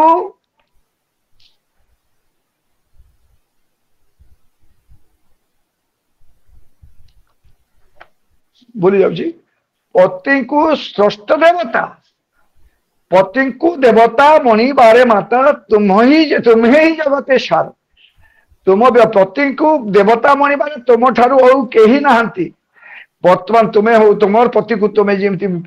प्रेम रे भल पाइक बाहा मत आशीर्वाद दियो बोलिक जानकी से उमा को करथिले प्रार्थना जहाँ फल रामचंद्र प्राप्त हेले तो ये भलिया कथा नित्यं पर्यचरत प्रीत्या भवानी भवम प्रभुम एवं आउ कौन कले विश्रम्भेणात्म शौचेन गौरवेण दमेन च शुश्रूषया सुहृदेन वाचा मधुरया च भो आउर कौन विश्रम्भेणात्म शौचेन निजर आत्मशुचि आत्म विश्रम्भेणात्म शौचेन गौरवेन दमेन च निजर जो आकांक्षा थिला ताकु दमन करिक से रहउतले संयम को आत्मसंयम से करुले किए देवहूति शुश्रूषया स्वामी सेवा करिवार तिले मध्य हेला कर बाचा सौहृदेन अति सुंदर भाव बंधुत्व सहित बंधु माने तांकर निजर लोक भलिया एवं शुश्रूषया बाचा वाक्य बड़ मत भाज्यांच प्रिया प्रियवादिनी च भाज्यांच प्रिया प्रियवादिनी च कोटा भार्या किए जे कि प्रिया माने सुंदरी हेतिबो प्रियवादिनी हेतिबो स्वामी को बड़ सुंदर मधुर कथा कहतो ताकू ही भार्या कहजो ये सही कथा कहतले बाचा मधुरया च भो एवं पुणी आ कौन कहले विसृज्य कामम दंभम च त्याग करी विसृज्य त्याग करी कामम तांकर काम वासना दंभ मु एडे बड़ मनोहराज झियो मते कहवा पई कि अछि सेही कथा तांक मनरे नथिला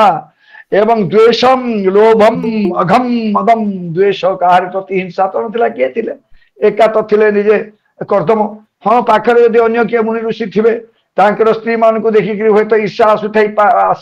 आसंता किंतु तांक पाखरे सेटा भी नथिला लोभ भी नथिला अघ कहले पाप भी किसी नहीं मद कहले गर्व भी किसी नहीं अप्रमत्तोद्यता नित्यम अप्रमत्तोद्यता से प्रमत्ता भी नथिले कौन सी रकम तांकर काम वासना हुए आसुनथिला नित्यम तेजियांश आसोषयत यही भलिया विभिन्न प्रकार स्वामी उपयुक्त सेवा करी से तांकर विधान करुथिले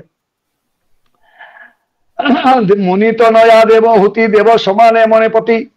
पतिर आशीर्वाद करने तार लोभ तेणु पतिर सेवा नित्य करई भक्ति भावे चित्ते एमंते देवहूति चाहि मुनि सानंदे दया बही ये से कथा भागवत लिखाई काले 12 वर्ष पर्यंत उभय स्वामी स्त्री संयमता रक्षा करते पारे बड़ कथा नु से आ गोटे कथा लेखा अच्छी जे से खाला खंडिए मात्र शाढ़ी 12 वर्ष कटे यहाँ संपूर्ण अविश्वास्य तार कारण है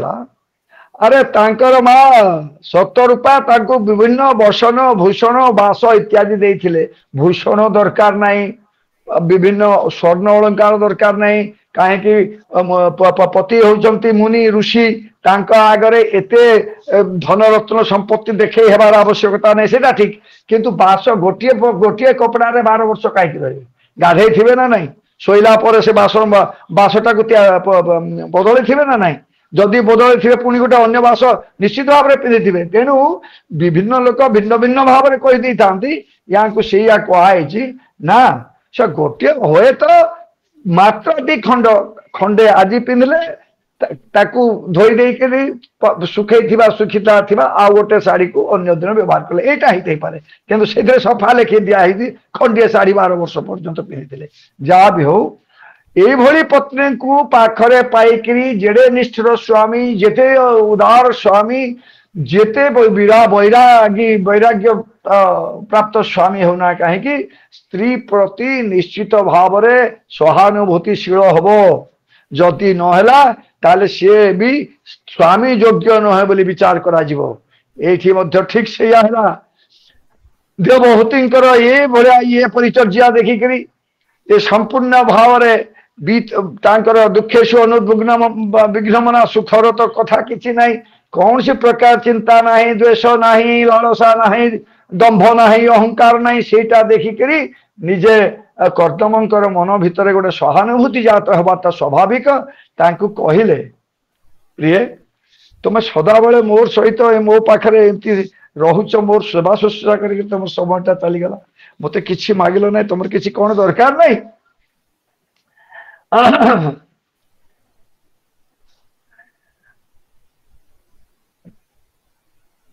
शुण सुंदरी मो वचन मोर विषय तोर मन देखी संतोष मोर चित्त तू अनुव्रत मोर भक्त प्राणी मानक निज देह सुहृद प्रिय अति स्नेह अरे प्राणी मानकर निजर देहटा अति प्रिय निजर देहर जत्न समस्ते नियंती तू तो देहर जत्न मध्य नौन तू तोर केशवासर कथा मध्य विचार करनु तो प्रसाधन कथा विचार करनु तोर बसन कथा विचार करनु मरीचिया लुगा पिंधार भी तोर मना ना सदा बेले मोर सेवार अच्छे भल लगुने अरे मोर कौन ना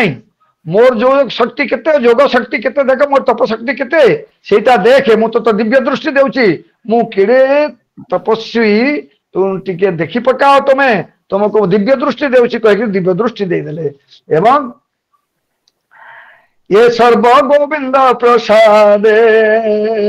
मुझे साधिली निरापदे तोते मो दिव्य चक्षुदान कली तू देख विद्यमान ये सर्व तोहर सुसाध्य तू ए भज विष्णुपाद एते गुड़ा तो पाई मु बहुत जिनस रखी कौन क्षेत्र तो उणा ना तोर गोटे कथा खाली करू ये सब भोग करू विष्णुंकर भजन करू मत मोर सेवा कर चिंता नहीं मु तोते मत न कहीकि मो तू सब किसी देउछु किंतु विष्णुंकर सेवा कर एटा मु तोते कहूची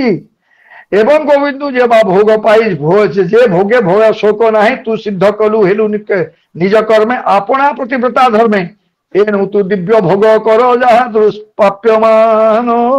बर अरे मनीष पाई जहाँ सब दुष्प्राप्य मोटा पाइबे नहीं से सब मो पाखरे अछि कौन नहीं मो पाखरे तू जहाँ इच्छा करबो सेठी आपे आपे थिबो अष्ट सिद्धि नौ निधि के धाता सब किसी तो पाखरे विद्यमान तू केवल भगवान को जेहेतु तोर प्रतिपदा धर्म पालन करछु तू नारी धर्म पालन करछु तेणु तू तो सब किसी सुलभ्य एवं ए बिने अन्य भोग जाई कि कार्य तुच्छ से अटे या व्यतीत विष्णुंकर पार सेवा व्यतीत तो अन्य भोग जा तार से मूढ़ कथा तेणु एटा सुने मैत्रेय कहले से देवहूति तू समने भट्टा बदन चाही कहे गभीर वाक्य सुधामय निजर स्वामी को चाहिए कहला किए देवहूति कहते कौन कहले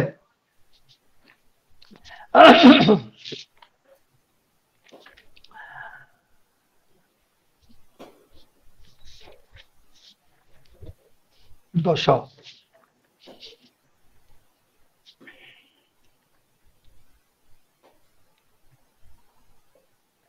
कहले स्वामी मोर ए सब भोग सुख किसी दरकार नहीं मते केवल स्त्री धर्म करिवार सुजोग दियो तुमे मध्य गृहस्थ धर्म पालन कर तप बल एक अच्छा या व्यतीत मोर अन्य किसी दरकार नहीं तुम जो मत पचारुच तुमे तुमर मत मोर स्त्री धर्म पालन कर सुजोग दियो मत विवाहर मु तुमको विवाह हेबार एकमात्र कारण है नारीर विवाहर गोटे मात्र कारण हवा उचित पुत्र संतान जात कर सी भगवान सृष्टिटा को रक्षा कर स्वामीर वंश को रक्षा कर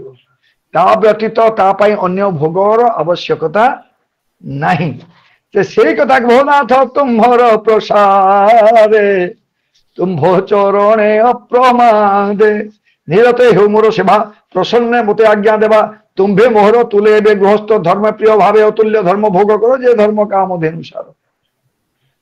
मते जदि तुम दया करुच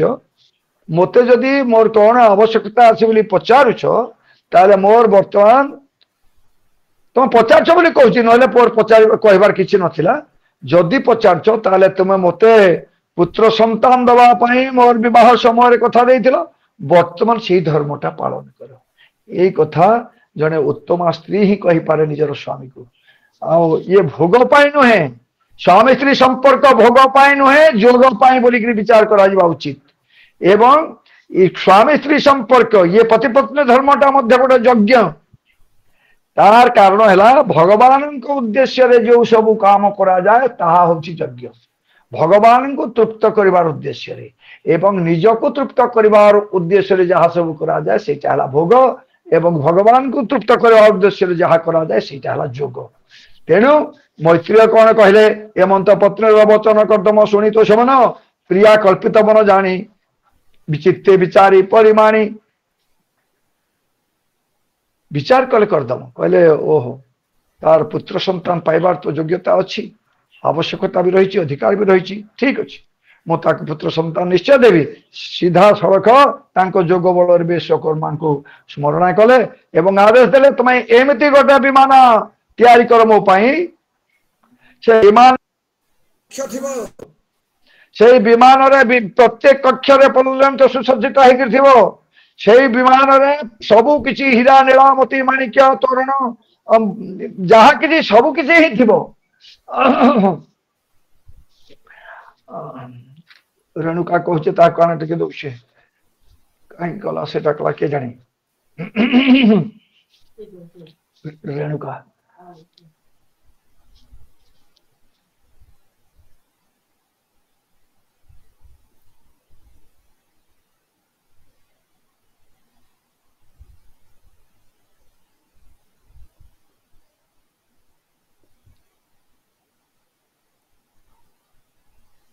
लेफ्ट नहीं गले बोधे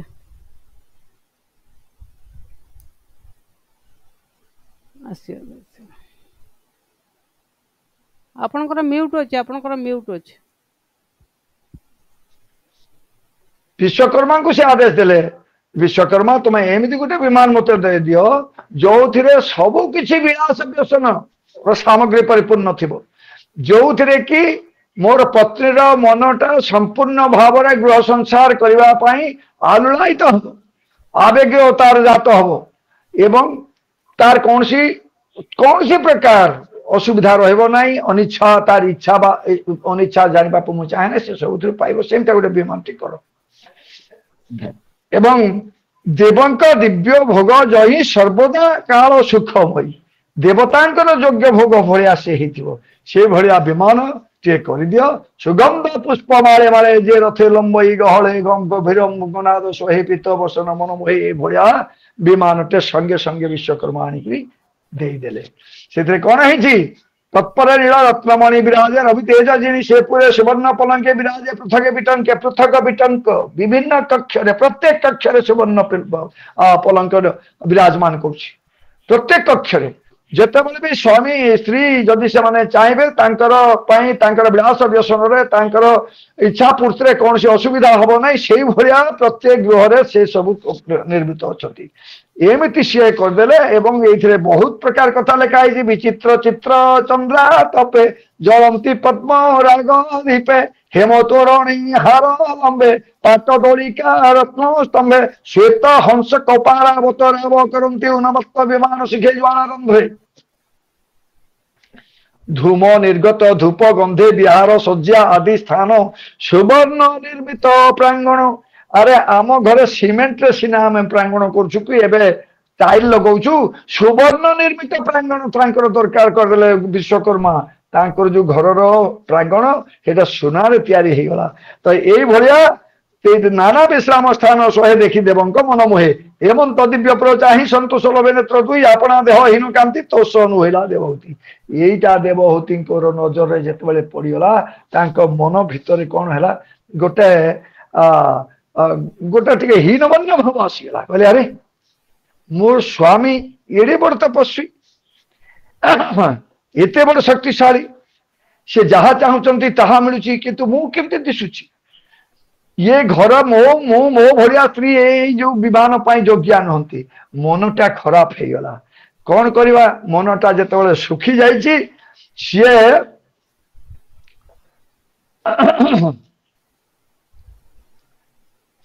ताकू देखिकी कर्दम मुनि पत्नी चाही अमृत वचन बोलई से सर्व प्राणी चित्त जाने तप समाधि विद्या गुण अंतर्जामी स्त्रींकर सुखिला मुह देखिकी कर्दम को सबु किछि मालूम पड़ीगला कर्दम निजकू हीनमन्य हीनमन्य भाव आप देवहूति मन में प्रवेश कर जानीगले कारण तांको पाखरे जो शाड़ी एटा साधारण कथा क्या बुझाइबार आवश्यकता नहीं बड़ सुंदर घर गोटे एटा सीना विराट गोटे संपत्तिशाली विभूतिवान लोकंक घरे पहुंची थिबो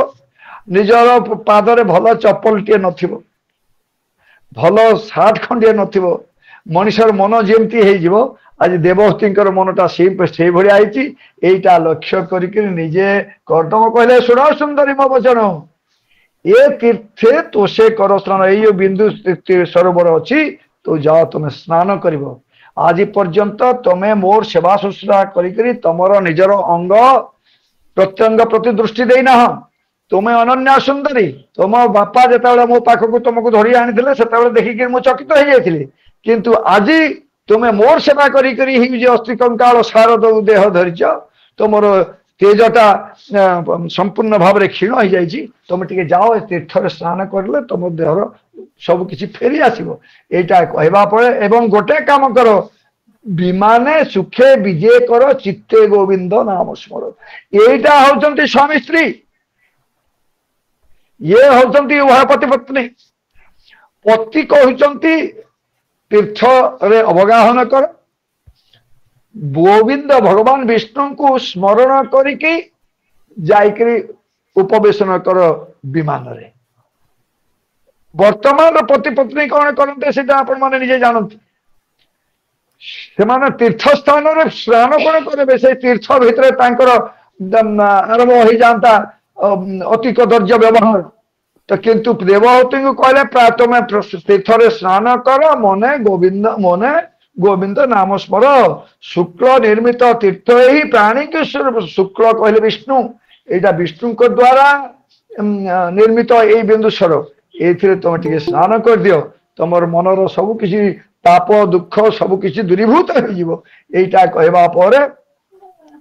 से देवहूति तोष मने मलिन वस्त्र परिधान हृदय आच्छाति तुंगस्थन शिरे शोभित जटाबेणी सुगंध अंगे लेपे आनी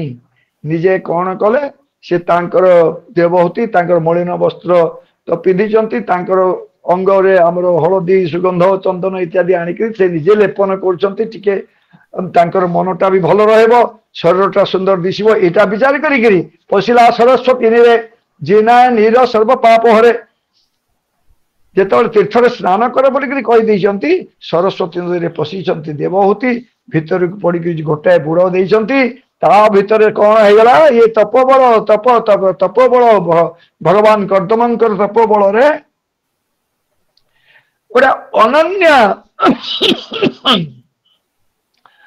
अनन्य घटना घटला से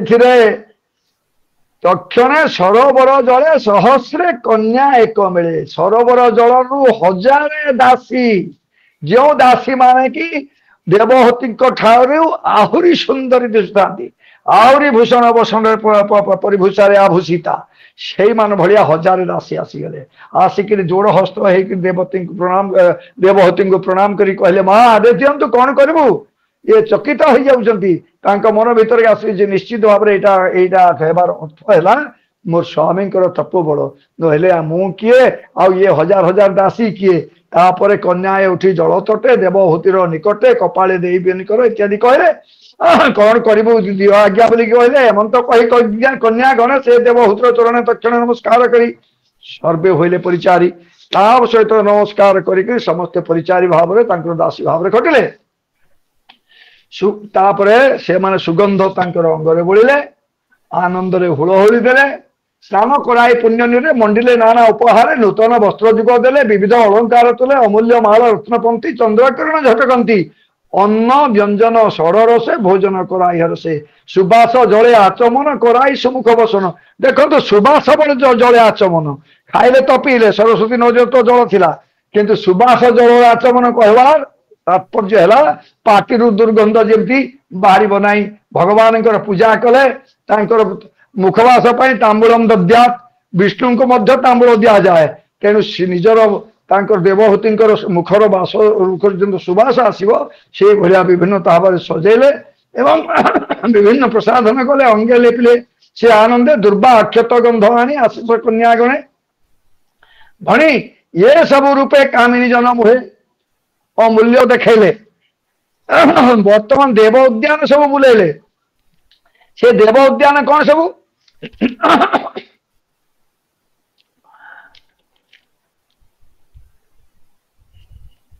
देव उद्यान होते वैश्रम्भक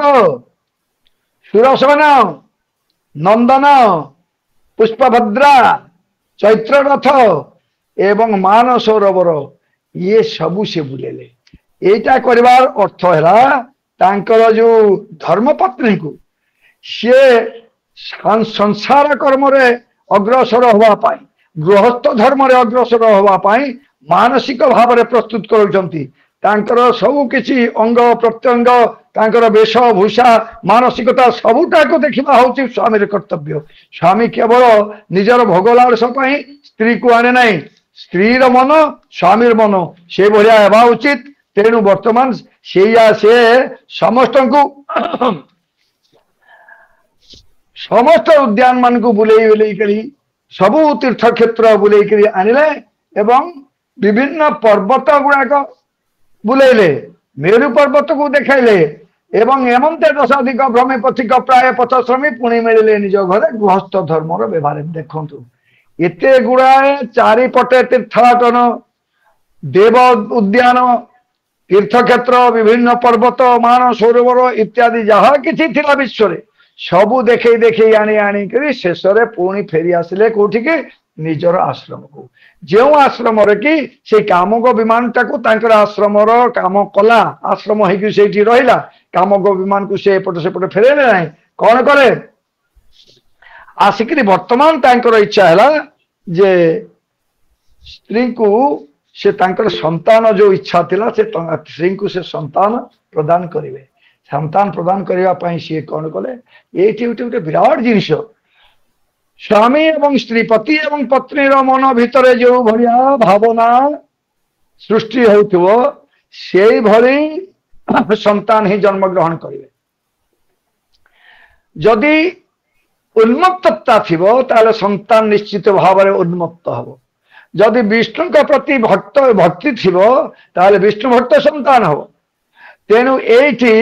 आसिक निजे गृहस्थ धर्म जिते जावाई चाहूँगी देव कर्दम देवहूति को सांगे धरिक से प्रथम से कौन कले पत्नी संजोगे हुई का नहीं अनेक संवत्सर रमी केबे हे काम न पुरिला मुहूर्ते प्राय दिन वाला 100 देव वर्ष देवतांकर गणनार 100 वर्ष पर्यंत से तांकर स्त्री देवहूति सहित रमण कले एवं शेष निजर आत्मा को नौ भाग कले आत्मा को नौ भाग कले कौन निजर आत्मा भितर 9टा गुणटा को से प्रवेश करेले से कथा भागवत भी अच्छी और अनेक लोग कहते यहाँ नवधा भक्ति नवकन्या बोलिकी कारण देवहूति गर्भरु 9टा कन्या जात कराइला सी नवधा भक्ति जोटा कि श्रवणम कीर्तनम विष्णु स्मरणम पद सेवनम अर्चनम बंदनम दास्यम सख्यम आत्मनिवेदनम ये 9टा भक्ति से मान बोलिकी कहती ये दास किंतु तार अलगा अर्थ करुची कारण से जो 9टा कन्या से 9टा कन्या होचंती जीवर 9टी स्वर्गीय गुण से स्वर्गीय गुण कौन सब 9टा कन्या किए थिले कला कला कहले नृत्य कला चित्र कला साहित्य कला आपनकर जहाँ जहाँ कला अच्छी जन गोटे झील है कला एवं मनीषर देहरे कला नथिले जीवर देहरे कला नथिले तार बंचीबाटा वृथा से गोटे कला गोटे झील है अनसूया एटा हूँ मानवर गोटे गुण अन्य प्रति असूया भाव प्रदर्शन न करवाटा सी भी मूर्तिमंती गुण अनुसूया जहाँ को परवर्ती अवस्था अत्रि मुनि विवाह करथिले कला को मरीचि विवाह करथिले पुणी आ गोटे गुण है श्रद्धा मनीष मन श्रद्धा भर्ती करदे से श्रद्धा हूँ गोटे कन्या हबीरभू कहले आप यज्ञ संभूत यज्ञ जो हबी दि जाए से यज्ञ संबंध तार ना है जयबू सेटा भी गोटे गुण गति गतिटा हूँ दुर्गति सुगति शरणागति भगवान गति कहले भगवान निकट को गति को बुझाए से जो उत्तम गुणटा को निजे कर्दम तांक भितर भर्ती करी देवहूति को गर्भरे संचार करने प्रस्तुत हेले एवं से गति को कहे पुनः विवाह करते क्रिया क्रिया कौन मनीष साधारण काम कले ताहाको कर्म कह जाए साधु सन्थ जोटा करती ताकू क्रिया कह जाए तेणु क्रिया निश्चित भाव में कर्म ठारू ऊर्ध्वरे से क्रिया गुण से क्रिया उत्तम कर्म अनासक्त कर्म करवाटा को क्रिया कहगला से क्रिया को करवा कर्तम अंतर रे क्रियाटा को भरी करी देवता देवहूति गर्भरे स्थान देवाई चेष्टा करे ऊर्जा ऊर्जा कहले शक्ति तांकर अन्य नाम है अरुंधति जहाँ को वशिष्ठ विवाह करते ये क्रिया को क्रतु विवाह करते ऊर्जा शक्ति बिना शक्ति रे मनीष तो बंचार प्रश्न ना कौन सी काम करने शक्ति दरकार सब कि शक्ति इच्छा शक्ति कार्य करिवार शक्ति भोजन करने भी गोटे आवश्यकता अच्छी जो शक्ति यहीटा गोटे विराट आवेग बा गुण मनुष्यर ताकू सी देले एवं परवर्ती अवस्था चित्ती चित्ती कहले इच्छा मानसिकता से मानसिकता हूँ मनुष्य उत्तम मानसिकतार नाम है चित्ती आ गोटे ख्याति ख्याति कहले जश तो ये जो 9टा एटा होती प्रत्येक मनीष बंचार जीवन धारण करने यही सद्गुणर आवश्यकता रही से सद्गुण गुड़ी को से कन्या भाव अंतरात्मा स्थान देले एवं सद्गुण गुड़ी को एकाथर को देवती गर्भरे संचार करेले एवं तापरे कौन है से देवहूति गर्भगते नवकुमारी उपजिले शुभमंगल लग्न बेले सर्वे स्वरूपा चारु अंग लोहित उत्पल सुगंध लोहित उत्पल रक्त पद्म से झील मान देहरु रक्त पद्म भाया बासन बाहर थाए एमती झील विचार करतु एटा पढ़ले कला अनुसूया श्रद्धा हबीरभू गति क्रिया ऊर्जा चिति ख्याति ये गुड़ाक मूर्तिमंत ये गुड़ाक मूर्तिमंत गुण से माने मूर्ति धरिक जन्म ग्रहण करते देवहूति गर्भरु एवं यही माने ये 9 जन को विवाह करी समग्र सृष्टिटा को रचना आगे नहीं तेणु एमंते नवकन्या चाहे से देवहूति विचार मन भर देवहूति पलि आसला 9टा झील हो गले ऋषि तो मत कहले तुमको संतान देला मु पलि जी अवस्था हुए तो स्वामी कटक थी स्त्री बिलातरे भाईस वर्षा ये बिलातरे थी स्वामी कटक थी चलीज चलुची किंतु जिते वृद्धावस्था आसीज स्त्री एवं स्वामी परस्पर निकट जदि न रे ये ताकू देखिबो सी ताकू देखिबो या दुख ताकू देखीदे से खाइला कि नहीं जे विचार कर स्त्री ता निजर कथा विचार न कर बुढ़ा खाइला कि नहीं स्वामी खाइले कि नहीं आलो देलु कि नहीं बुढ़ी शशुर कहतब अति स्कंधे भागवत पहिला विप्र जगन्नाथ अमृत रसमय वाणी शुणी संसार तोर प्राणी तेणु याकू परिसमाप्त करने पूर्वर वर्तमान आज ये आम जहाँ पाइले स्वामी स्त्री मध्य संपर्क कौन रहा उचित परस्पर प्रति परम एवं चरम विश्वास भगवान को आश्रय करी गृहस्थ धर्म पालन पाई दृढ़ निष्पत्ति परस्पर को प्रीत करने अदम्य चेष्टा एवं कर्म को धर्म मन करवा उचित एवं स्वामी स्त्री संपर्क भोग विचार न करी जोग बोली विचार कले संपर्क निबिड़ हुए यही कथा आमको शिक्षा देइचंती एवं पूर्व अध्याय रे कन्यार मन अनुजाई योग्यम योग्येन जो जयेत उपयुक्त पात्र देखिकी ये लव जिहाद त्याग करिकी झील को देकरी तार शांति विधान सार सुख विधान करवा प्रत्येक पिता मातार कर्म यही कथा कहीकि आज ये बुढ़ ये दास तार ये जो छोटिया बाड़ी को विराम देउछि श्रीमद्भागवते महापुराणे परमहंस्यां संहितायां तृतीय स्कंधे देवभृत्यानुतापो नाम त्रयोविंशोऽध्यायः भीमस्यापि रणे भंगो मुनिः अपि मतिभ्रमम् यदि शुद्धम अशुद्धम मम दोषं विद्यते मंत्रहीनं क्रियाहीनं भक्तिहीन जनावरणं यत् पूजितं मया देव परिपूर्णं तदस्तु मे हरि ओम तत्सत् हरि ओम तत्सत् हरि ओम तत्सत् श्री कृष्णार्पणमस्तु श्री कृष्णार्पणमस्तु।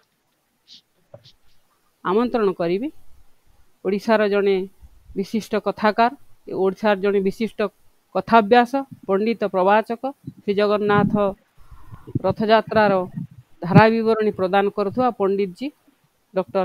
चंद्रशेखर दास महोदय को सप्रेम सभक्ति स्वागत आ शुभेच्छा सह निवेदन रखिए से ए संपर्क में आमको टे कथा रखिए प्रणाम सह सुस्वागत।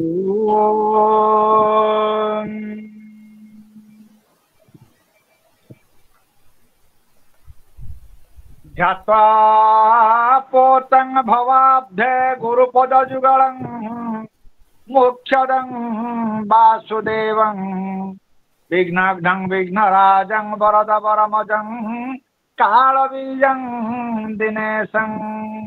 विश्वाधारं महेशं त्रिजगत तारिणे विष्णुमाया बालान् ग्रहगण निचयान् शास्त्रतीर्थे सुविप्रान् सर्वेभ्यो देवेभ्यो नमः सर्वेभ्यो ब्राह्मणेभ्यो नमः। जगतनाथ जगन्नाथंकर चरण पंकजरे सहस्र कोटि प्रणिपात। साहित्य कविबंधु परिवार जो अति उच्चकोटीर कार्यक्रम करिसंती सेतिपाई अंतरर अंतरतम प्रदेशर आंतरिक अभिनंदन कृतज्ञता जनाऊँगी। अनुष्ठानर सभापति महोदय प्रफुल्ल बाबू और आजिर प्रवाचक अग्रज प्रतिम श्याम सुंदर बाबू पाखरे मु शुणुली किभली भाव अति सुंदर भाव बयसर प्राबल्य एवं कंठ बेले बेले सुखी जाऊँगी टिके पुणी रेस्ट नहीं कि पुणी चलती। बहुत बहुत धन्यवाद एवं आपण चरण पंकजर सहस्र कोटि प्रणिपात पादरज पड़ू मुझे भगवान कथा कहि कारण कह जाए विद्यावतं भागवतं परीक्षा विद्वान मान को भागवत रे परीक्षा करा जाए। ये तो अधम अकिंचन अधमाधम अधम कहले तो भाईना रागिवे मो अधमाधम जिते अधम अच्छा भितर जदि मुझे अधम थी श्रेष्ठ अधम। तेणु आज कहवार तात्पर्य श्रीमद भागवत एमती एक कथा जो कथा नाही नथिला नहिवार कथा जहाँ को कह जाउची अति सुंदर भाव रे ओम वसुदेव सुतं देवं कंस चाणुरमर्दनं देवकी परमानंदं कृष्णं वन्दे जगद्गुरो ॐ तप्त काञ्चन गौराङ्गे राधे वृन्दावनेश्वरे सभानुसुतां देवी प्रणमामि हरे प्रिये पिता धर्म पिता स्वर्ग पिता हे परम तपः पितरे प्रतिमापन्ने प्रियन्ते सर्वदेवता जननी जन्मभूमिश्च स्वर्गादपि गरीयसी ओम गुरुदेवाय नमः। भगवानंकर मुख निःसृत बाणी जदि गीता हुए विनोबा भावे महर्षि कहले से गीता रस बने सर्वोपनिषद गाव दुग्धा गोपालानंद जो दिव्य रस दुग्ध जदि हुए गीता से महू मिसई दिज्व ताहा भागवत। गीता रस जदि क्षीर है दुग्ध है से महू मिसी गला ताहा भागवत। तेना अति सुंदर भाव कहगला ओम श्रीमद्भागवत पुराणमलं यद्वैष्णवाना प्रियं जेते वैष्णव माने समस्त प्रिय ग्रंथ हूँ भागवत। जस्वेन पारमहंस्यामेकमलं ज्ञानं परं गीयते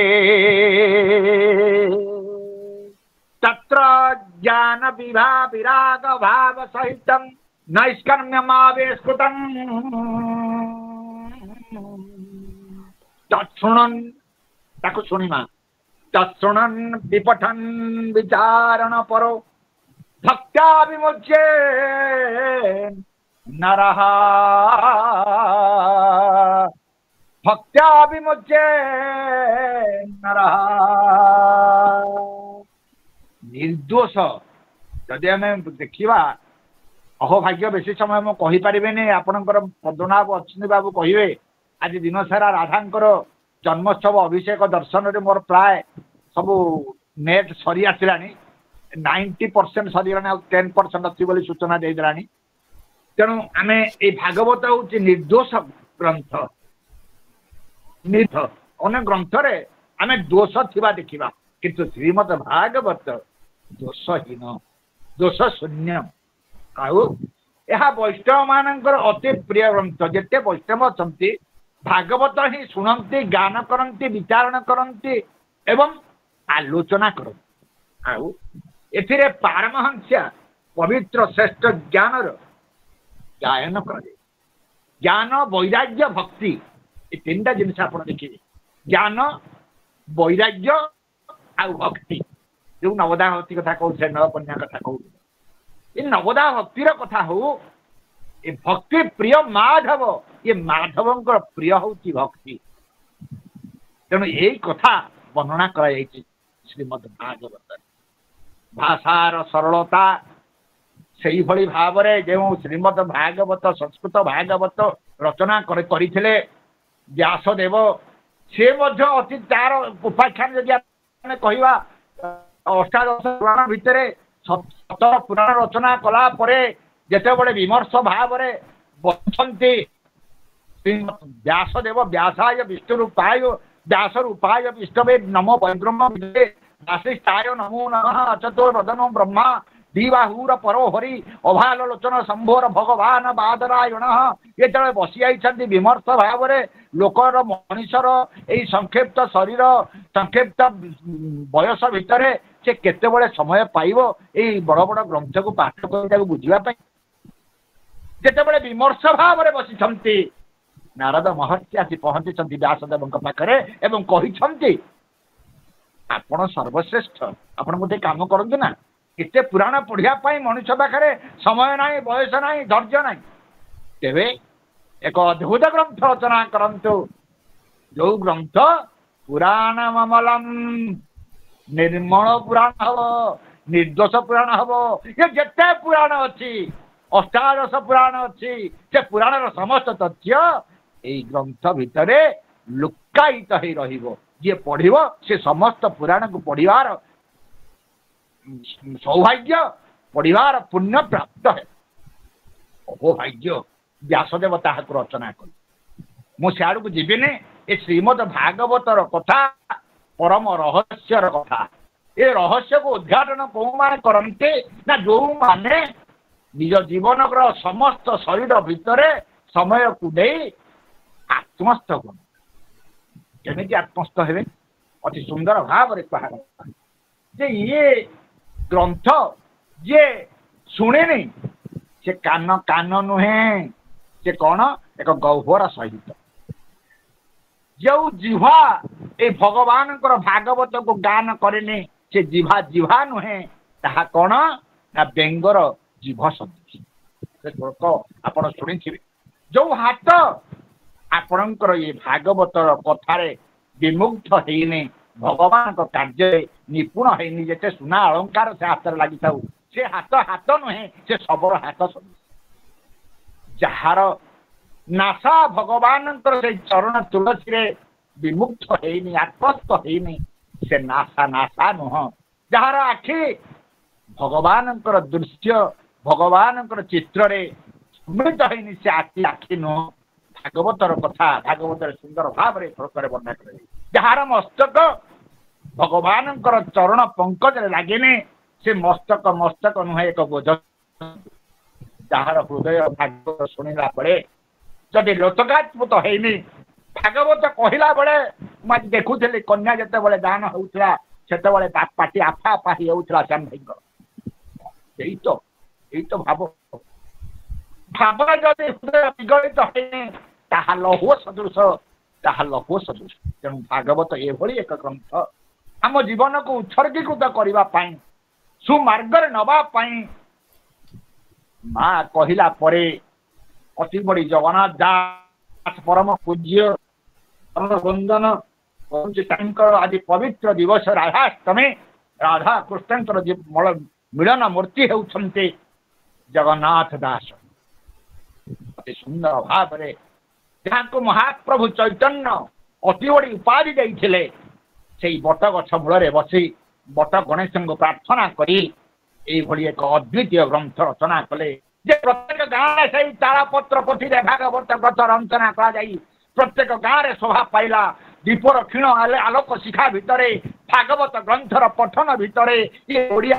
ଖୋଜୁଥିଲା ଏବଂ ଭଗବାନଙ୍କର ପଦ ଯୁଗଳ ଭିତରେ। ଅଭାଗ୍ୟ ସେ ଭାଗବତ ଗ୍ରନ୍ଥ। ଗାଁ করে ସୃଷ୍ଟି ହେଇଗଲା ଭାଗବତ ଟଙ୍ଗୀ। ଆରେ ତୁ ବୁଢ଼ ମଣିଷ, ଯଦି ନ ପଢିବୁ ଭାଗବତ, ନ ଶୁଣିବୁ ଭାଗବତ, ଶେଷ ସମୟରେ ତତେ ସେଇ ଭାଗବତର ପଦ ଶୁଣି ଦିଆଯିବ। ଗୋବିନ୍ଦ ଗୋବିନ୍ଦ ଗୋବିନ୍ଦ ପଦ ଗଳୁଛେ ମକରନ୍ଦ, ସେ ମକରନ୍ଦ ପାନ କରି। ଏଇ ଯୋଉ ମକରନ୍ଦର କଥା ଯେତେବେଳେ ଝରି ଆସୁଥିବ,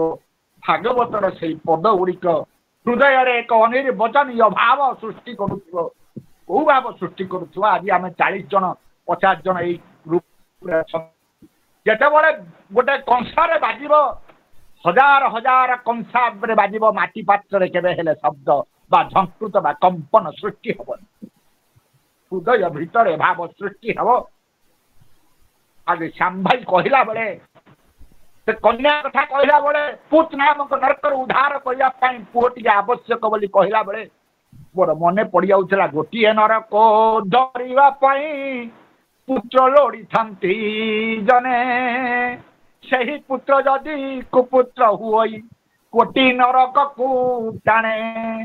ଗୋଟିଏ ନରକରୁ ଉଦ୍ଧାର ହେବା ପାଇଁ, ପୁତ ନାମକ ନରକରୁ ଉଦ୍ଧାର କରିବା ପାଇଁ ପୁଅଟିଏ ଦରକାର। ମାତ୍ର ସେ ପୁଅ ଯଦି ପୁଅ ନ ହେଇ କୁପୁତ୍ର ହେଲା, ତାହେଲେ କୋଟିଏ ନର୍କରେ ସେ ତମକୁ ପକେଇ ଦେବାର। କାହା ପୁଅ ସେ? ଏଠି ବାପର ନାଁ ପଡ଼େ ଏବଂ ପରିବାରର ନାଁ ପଡ଼େ। ପୁଅଟିଏ ଖରାପ ହେଲେ ସେଠି ଖରାପ ହେଇଯାଏ, ତାର ନିଜର ନିଜତ୍ୱ ହେଇଯାଏ। ତେଣୁ କୁହାଯାଏ son is the carbon copy of his father.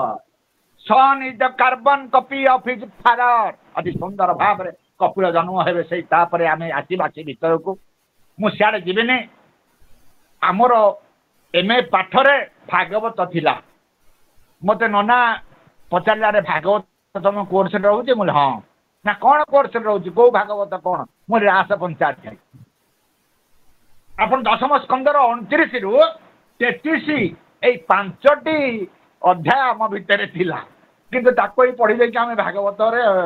Degree ପାଇଗଲୁ, Jagannath ଦାସଙ୍କ ଉପରେ ଲେଖିଦେଲୁ ପ୍ରଶ୍ନ ଉତ୍ତର। କିନ୍ତୁ ପରବର୍ତ୍ତୀ ପର୍ଯ୍ୟାୟରେ ଭାଗବତରେ ମୁଁ ଯେତେ ପଶେ ମତେ ସେତିକି ଅଡୁଆ ଅଡୁଆ ଛନ୍ଦି ଛନ୍ଦି ଲାଗେ, ମୋ ଗୋଡରେ ଶୃଙ୍ଖଳିତ ହୋଇଯାଏ। ମୁଁ ବୁଝିପାରେନି ଏତେ ତତ୍ତ୍ୱ ସେ ଭିତରେ ଦେଲେ କେମିତି ଇଏ ବ୍ୟାସଦେବ। ତାକୁ କେଡ଼େ ସୁନ୍ଦର ଭାବରେ ଅତି ସରଳ ଭାବରେ ଭାଗବତ ଜଗନ୍ନାଥ ଦାସଙ୍କର ଅନୁବାଦ ନୁହେଁ, ଏଥିରେ ରହିଛି ତାଙ୍କର ନିଜର ନିଜତ୍ୱ, ବ୍ୟକ୍ତିତ୍ୱ, ବାବା ଏବଂ ପାଣ୍ଡିତ୍ୟର ପରାକାଷ୍ଠା ସେ ବର୍ଣ୍ଣନା କରିଛନ୍ତି। ଯେ ଯୋଉ କୃଷ୍ଣ ମୋର ସାରିବି, ମୋର ସରି ଆସୁଛି କାର୍ଯ୍ୟକ୍ରମ, ଶେଷରେ ଗୋଟିଏ କଥା, ଆଜି ରାଧାଙ୍କର ଜନ୍ମଦିନ, ସେଇ ରାଧାଙ୍କର କଥା ଆମେ ଭାଗବତରେ ପାଇବାନି, କିନ୍ତୁ ସେଥିରେ ବର୍ଣ୍ଣନା କରାଯାଇଛି ଯେ ଏକ ଅନୃତର ଯୁବତୀ ଆରାଧନା କରି କରି ସେ ଭଗବାନଙ୍କ ପାଖରେ ନିଜକୁ ବିଲୀନ କରିଯାଇଛନ୍ତି, ସେ ହେଉଛନ୍ତି ରାଧା। ପରବର୍ତ୍ତୀ ପର୍ଯ୍ୟାୟରେ ଅନ୍ୟୟାରାଧିକେ ନୁନଂ ଭଗବାନ ହରିରେଶ୍ୱର ଜନ୍ମ ବିହାୟ ଗୋବିନ୍ଦ ପ୍ରୀତୋ ଜାମନୟତ୍ ଇହ, ଏଇ କଥା କୁହାଯାଇଛି। ତେଣୁ ସେ ହେଉଛନ୍ତି ରାଧା, ଯେ ଅନ୍ୟୟାରାଧିତ, ଅନନ୍ୟ ଭାବରେ ଯେ ଆରାଧନା କରିଛନ୍ତି ସେ ହେଉଛନ୍ତି ରାଧା, ଯାହାକୁ ଭାଗବତରେ ଆମେ ପାଇବା ନାହିଁ। ଯେ ଆରାଧନା କରେ ସେ ଆରାଧୟତି ଇତି ହି ରାଧା। ତେଣୁ ଯାହାକୁ ଅତି ସୁନ୍ଦର ଭାବରେ ଜୟଦେବ ଲେଖିଲେ, ସ୍ମର ଗରଳ ଖଣ୍ଡନଂ ମମ ଶିରସି ମଣ୍ଡନଂ ଦେହି ପଦ ପଲ୍ଲବ ମୁଦାରଂ। ରାଧା କହୁଛନ୍ତି, ପାଖରେ କୃଷ୍ଣ କହୁଛନ୍ତି, ହେ ରାଧେ ମୋ ଦେହରୁ ମନ୍ମଥର ଭାବକୁ ଦୂର କରିଦିଅ, କନ୍ଦର୍ପର ପୀଡ଼ାକୁ କଟେଇ ଦିଅ। ନା କେମିତି? ନା ତମ ପାଦ ମୋ ମସ୍ତକରେ ରଖିଦିଅ। ଏଠି ଦୈହିକ ମିଳନର ପ୍ରଶ୍ନ ଉଠେ ନା, ଏଠି ପଦ ସେବାର ପ୍ରଶ୍ନ ଉଠେ। ସ୍ମର ଗଳର ଖଣ୍ଡନ କେମିତି? ଏଠି ଦୈହିକ ମିଳନ ନାହିଁ, ନା ତମ ପାଦ ମୋ ମସ୍ତକ ଉପରେ ଥୋଇଦିଅ। ଏହା ହିଁ ହେଉଛି ରାଧା କୃଷ୍ଣଙ୍କର ଭାବର କଥା। ଗୋପପୁରର କୃଷ୍ଣ, ବୃନ୍ଦାବନର କୃଷ୍ଣ, ସେ ଦ୍ୱାରକାର କୃଷ୍ଣ ନୁହନ୍ତି। ଏଠି ବଂଶୀ ଥାଏ ହାତରେ, ସେ ବଂଶୀ ମୋହନ ବଂଶୀ ମୁରଲୀ, ସେ ବେଣୁ, ସେ ସିଙ୍ଗା, ଯାହାକୁ ଅତି ସୁନ୍ଦର ଭାବରେ ବର୍ଣ୍ଣନା କରାଯାଏ। ସେଠୁ ପଦଟି ଗାଇ ଦେଇ ମୋର ସାରିଦେବି ଆଜିର କଥା। କୃଷ୍ଣଙ୍କ ବଂଶୀ ଧ୍ୱନି ଶୁଣି ଥକିତ ହେଲେ ଯମୁନା ପାଣି, ମୃଗମାନେ ତୃଣ ଚାପିଣ ରହିଲେ, ଭାଙ୍ଗିଗଲା ତାଙ୍କ ପାଙ୍କ ଚାହାଣି ବଂଶୀ ସ୍ୱନ, ଆଉ ନବଜା ନବଜା ଶ୍ୟାମ ଘନ ଆଉ ନବଜା ନବଜା ଶ୍ୟାମ ଘନ ହେ। ଭଗବାନଙ୍କର ଯୋଉ ବଂଶୀଧାରୀ ଦ୍ୱାରକାର ଚକ୍ରଧାରୀ ଭିତରେ ଆମେ ଦେଖିବା ଆକାଶ ପାତାଳର କଥା। ଇଏ ବଂଶୀ ସ୍ୱନ ହୃଦୟକୁ ମନ୍ମଥ କରିଦିଏ, ମଧୁର କରିଦିଏ। ଶେଷକୁ କବିଙ୍କ ଭାଷାରେ ଶ୍ୟାମ ବଂଶୀ କେ ଜନ୍ତା ମୋତେ ହସାଇ ଦିଅନ୍ତି, ଯମୁନା ସ୍ରୋତରେ ମୁରଲି ତୋରେ ଶରଣ ଗଲିଏ ମୁରଲି ତୋରେ